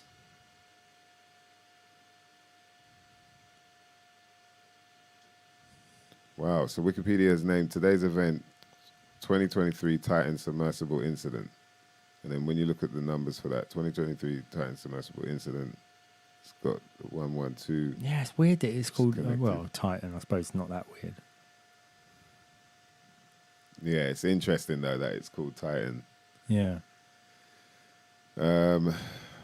Let's see what it says. Titan sinks 66 to 67 days from the anniversary of the Titanic sinking. Okay. All right, so when you put in the dates of when the Titanic sank and then when this incident happened, 66 days. If you include the end date, then you got 67. And there's usually a connection with that. For some reason, they always know how to, for some, that's like one of the coincidences you see happen a lot, where it's it's not just, the actual date, but it's like, not included the date, it is included the date as well. And somehow these numbers seem to connect. So one goes on the 14th or 15th of April, and one on the 19th of June. You see the 14th of April is the 105th day, and then the 19th of June is the 170th day. And then you see these guys link up with the 105. And so there's this slogan, Titan Submersible Incident. And then you see this sort of ritual here links with the other number, which is pretty dark. It's pretty dark, man. Hamish Harding is the British businessman and explorer aboard missing Titanic sightseeing sub. Sorry. Gets deep, bro. It gets deep. So look at the dates for him. Born 24th of June, 1964. Disappeared on the 19th of June. All right. I don't really... Oh, okay, yeah, I see. Because... No, I don't actually. But I guess the 19 is there. June is the 6, which is the same shape as the 9. So sometimes that can be... They'll just, link that anyway. Because it's like, yes, people understand the shape. Whoever... I don't get how there is someone there doing all of this. Anyway, but there seems to be some sort of pattern that goes on where it's like, right, okay. And it's always in the mainstream, media. Yeah. Like that. So there's something, but whether they just lie, like, I think it's that they more manipulate. Like we were talking about that film, Adjustment of Bureau. So it says Hamish Harding equals 119 in ordinal. That's the ordinary one. Where look, see, like you see A there equals 1. M is the 13th letter. A good way to remember that is look, the M is shaped like a 3. So you can remember, you know. And then this book was 14 years before the Titanic, and now the Titan has sank as well. The book tells of a boat that hits an iceberg and sinks. The wreck of the Titan. Oh, wow. See what? They start pulling out all of these things that seem to link with it as well. So wait. The wreck of the Titan... is a novel written by Morgan Robertson. Yeah, right. Okay, so it first came out in 1898 and it was republished as The Wreck of the Titan. Ah, okay. Yeah, I've heard about that, yeah. Right, it makes sense. Okay, so the Titan and its sinking are famous for similarities to the passenger ship RMS Titanic and its sinking 14 years later. After the sinking of the Titanic, the novel was reissued with some changes, particularly to the ship's gross tonnage. That's a good spot, actually. Yeah, she's made a good spot. Wow. Shazada Darwood, World Economic Forum. Okay. That's all you need to know. So, you know, it might seem like some hoody-doody, hardy-dardy, but there are things that pop up. And especially like, you know, when you start to see the pattern of things, I'm going to stop sharing now.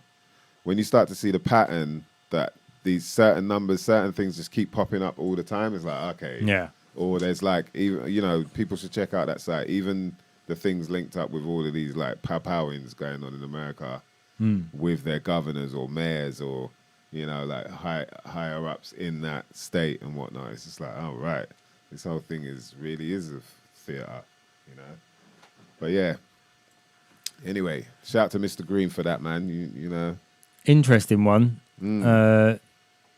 Hamish Harding was visited the South Pole several times, accompanying Buzz Aldrin.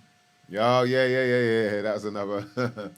And in 2019, to celebrate the 50th anniversary of the Apollo 11 moon landing, he broke a Guinness World Record circumnavigating the Earth in a Gulfstream G650ER in 46 hours. So he's pretty he's pretty in there, you know, with the whole narrative. Yeah, he's a science enjoyer. The people in the chat probably like him. Dan's upset with you lot being so into aliens, by the way. So I think we just got to get an understanding. Do you know what I mean? Like, I get it. I understand. I was there. I've been there, man. We've all been there. Aliens, lizard people. What else? There's so many, like Loch Ness Monster. Loch Ness Monster. Did you believe in Loch Ness Monster? Yeah. Yeah, I still do. The Bigfoot. I think Bigfoot's real. I still believe in that. I think that's real. Why? Just because there's so much evidence for it. So much. Unbelievable amount of it. Like what? Just people, hundreds of people having encounters with them. People shot them. People who have exchanged food with them. People, you know, just all sorts of weird. There's hundreds of weird stories out. I mean, hundreds of witness stories where sometimes 2 people, 3 people, people who have been under siege the whole night, surrounded by them in their car. Nobody got them on film though. No, but there is some weird stuff with them as well. You know, so there's some quite normal stuff. Some weird stuff with them. Well, they're quite normal in that there's like people, you know, hunters that they've been in their deer blind and they've shot a deer, gone to get it, and then they see one carrying their deer off. There's others that have been trapped in their deer blind by them that are, you know, they're around about 8 foot tall, all over different parts of America. So some in Texas, some in the Pacific Northwest. Yeah. No, but once you've heard, serious when you're saying it to me. So once you've heard 3 or 4 of these reports over an hour, people talking about their experience over an hour. Once you've heard like 3 of them, you'll go, "Okay, yeah, it's real. It is real." Yeah. Alright, Honestly, alright. I'll put you onto the Yeah, podcast. we When got- you've heard yeah. 3 of them, 3 or 4, you'll just accept it that like, all right, yeah, there is something there, definitely. All right. Yeah. We'll see. I'll listen. I'll listen Yeah. to it. Because, for one, there's one thing for me. I know I can hear when someone's talking shit. Yeah. I can definitely hear it in their voice. Like, Yeah. But when I've listened to 800 of these reports, people phoning, people that there's not phoning in. They have like a podcast where every week it's one person giving their experience. That's like 800 hours, yeah. Of course you're not going to want to believe, Yeah, but even if only 10% of them are true. That's like when people Even if only 10% are true. Science, and they study their medical shit. Yeah. After 6 years, you're telling me that all that fuck that shit, man. I ain't wasting my time for that. No, but what I'm saying is even if only 10% of the people are telling the truth, say 90% of people are making it up and 10% are telling the truth, there's still 80 hours of witness testimony. So, still 80 people telling the truth. It's That's really, really like conservative as well. 10% is true. Yeah, it's hard to fathom because I ain't seen it or I ain't heard. I haven't heard them stories, by the way. But just speaking about, have you not heard any of Bigfoot. the calls or any of the shouts and calls that they've got? No, but I do think also that the shouts and calls can be real to them, but it doesn't necessarily mean that there was a Bigfoot. It could be something that they thought was a Bigfoot. You get what I mean? So that's where I was like, okay, I'd want to hear it at least, just because you sound for sure like, there's something going on out there. Let me just play the Sierra sounds. These what's called the Sierra sounds. We're in for a night, Bill.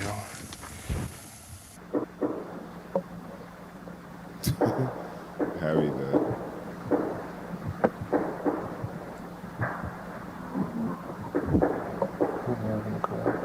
So this is just a guy who recorded these in, I don't know, the 80s or 90s or something. what the clap.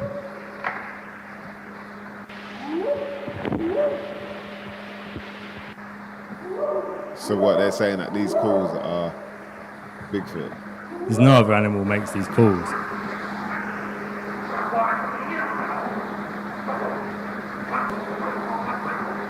What now they're talking? They sound like Japanese. When you hear them talking, it's almost like Japanese or something. That's called the samurai chatter. Robbie Love said it might be Bluefoot. What they call it, the samurai chatter.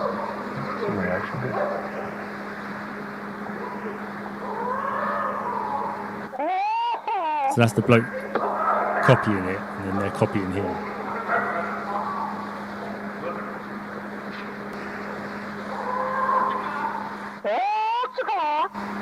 Where is he? I think these are in the Pacific Northwest, so Washington State or Oregon or somewhere like that. What, and he's on his own? No, there's a couple of them, a couple of researchers.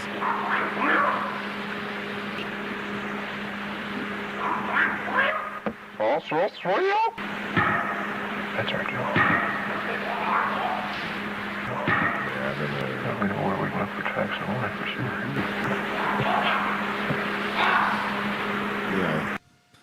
It's hard keep to going. say, off of the back of that, because the fact that he's making a noise means that it could be another human making the noise. Because when it's like, no other animal makes that, or we just heard him make that noise. So maybe it's another animal like him. Something similar, yeah. You know what I mean? Yeah. But who knows? Yeah. I mean, and it'll be very interesting to know. I'm sure there are other animals out there for sure that we don't know about, but Bigfoot, man, is like, that's the never ending. Yeah, there's also some weird stuff with them though. In that, like, there's like weird lights and things associated with them that people see, where they'll see like lights floating through the forest, like little balls of light that are in the same area, so they'll see like a ball of light, like an orb floating through the forest. I've heard about that, the orbs thing. People been seeing orbs. Yeah. Even my friend, like a guy that, he wouldn't really, but he said, I was seeing that shit like in the street.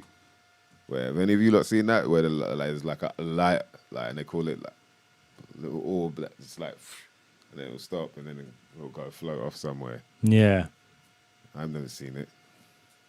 Yeah, no, these are...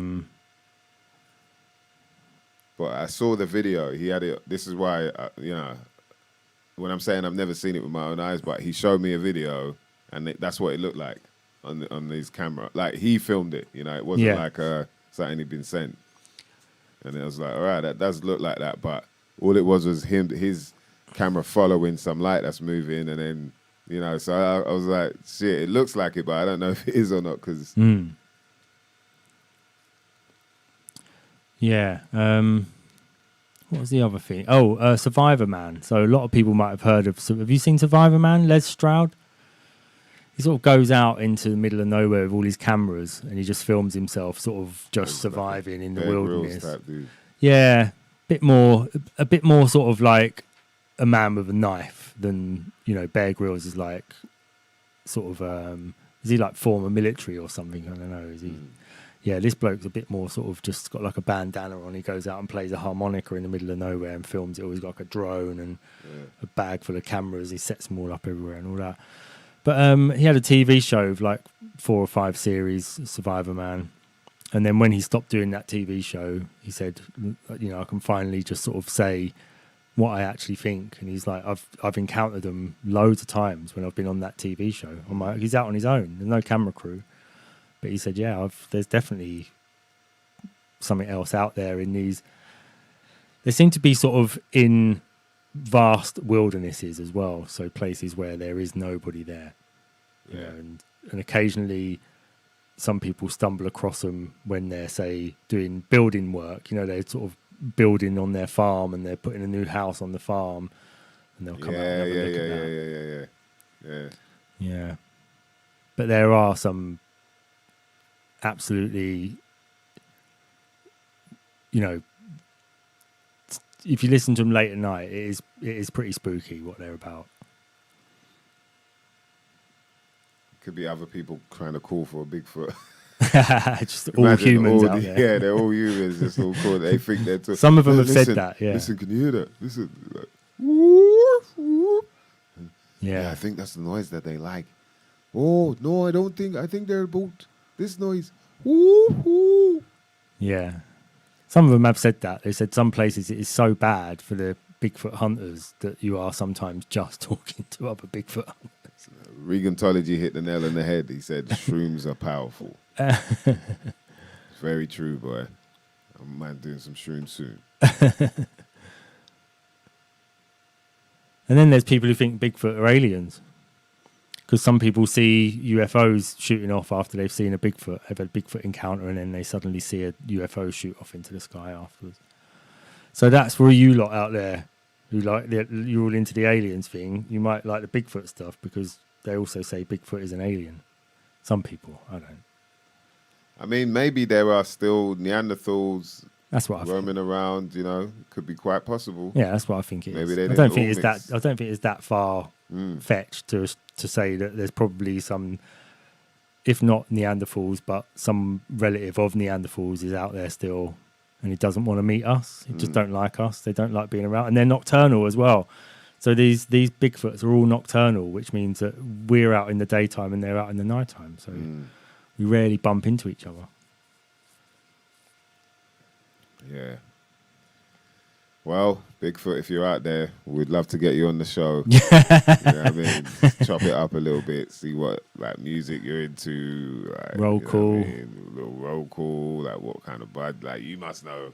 Imagine Bigfoot must know some organic, rare, no one ate, Moses burn bush type bud. Yeah. Yeah. Original strains. Old school strains. Yeah, old lineage. Ain't no name for that. Just, yeah. That's it. And how do they chat? What kind of language does Bigfoot chat? What's Bigfoot speech? You know what I mean? It ain't all that, woo, all the humans talking to each other. Bigfoot speech is probably way deeper. He's on some telepathic shit, probably. That's why I think so, yeah. You know what I mean? For them to be hiding that long. Yeah, I think so. He's on this. I think they've got a sensitivity to electricity as well.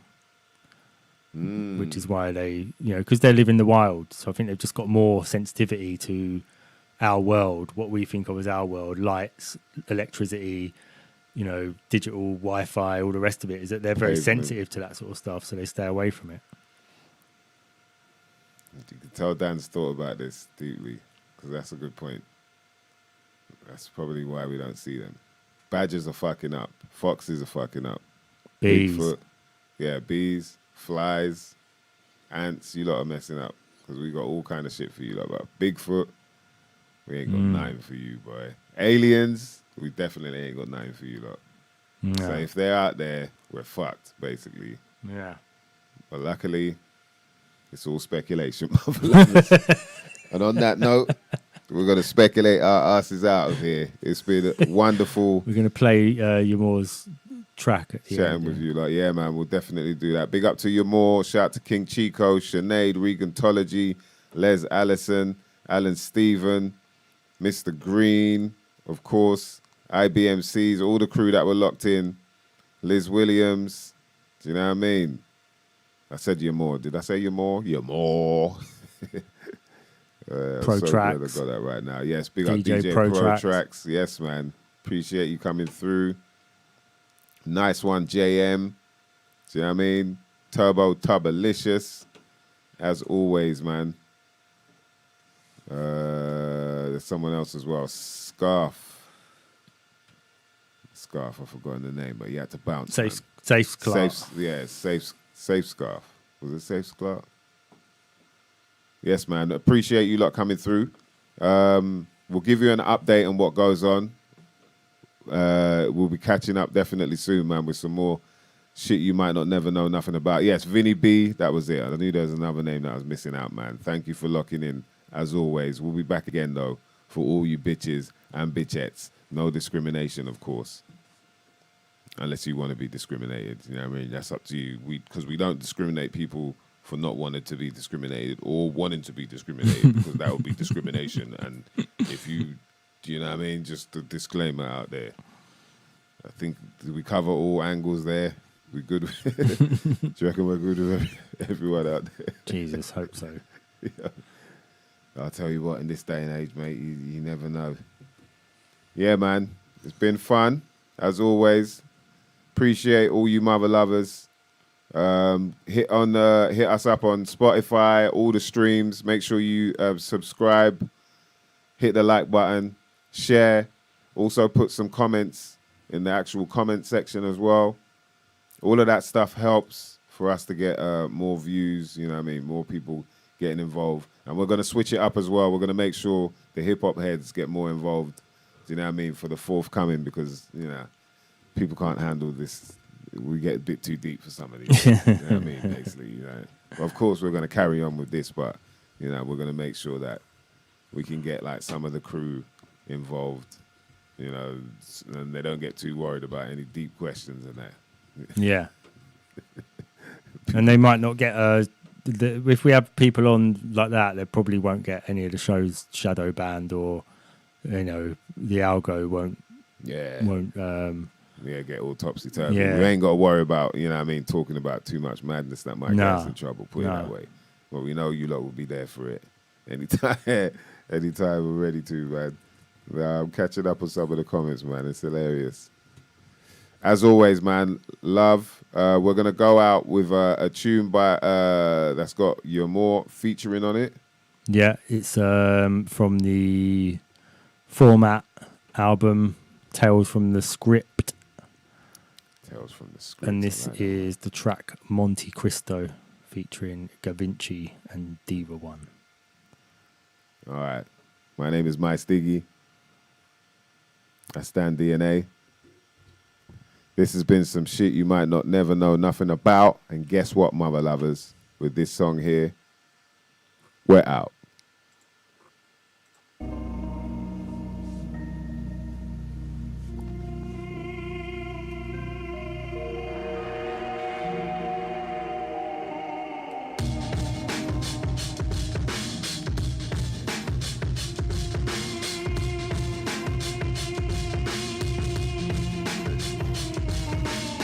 I don't care what your skills look like.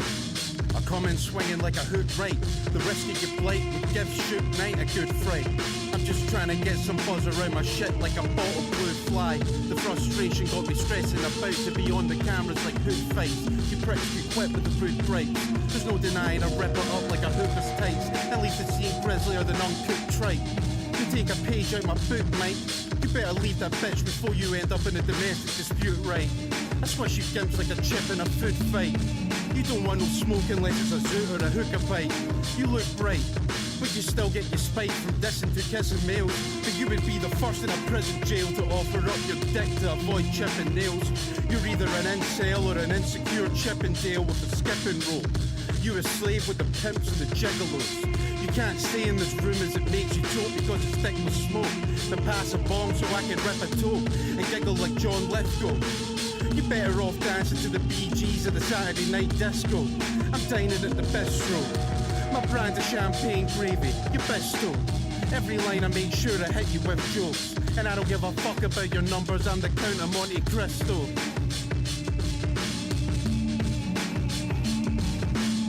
Waiting over a balcony at a cross-section in the middle of Medellin, Bell the Brethrens. The Tuscan sun bathed me in the sanguine Sierra scene, and I watched as the sun rose. I sat, manipulate the settings, please. This shit is feeling holy like some yellow cheese. It's burning in the liquid gold, shimmering orange glow bleeds. Sat slovenly and low, behind a reaching palm with dancing fingers, flapping from its skeleton in a hypnotic trance. Call of Cthulhu marks the fattest singer.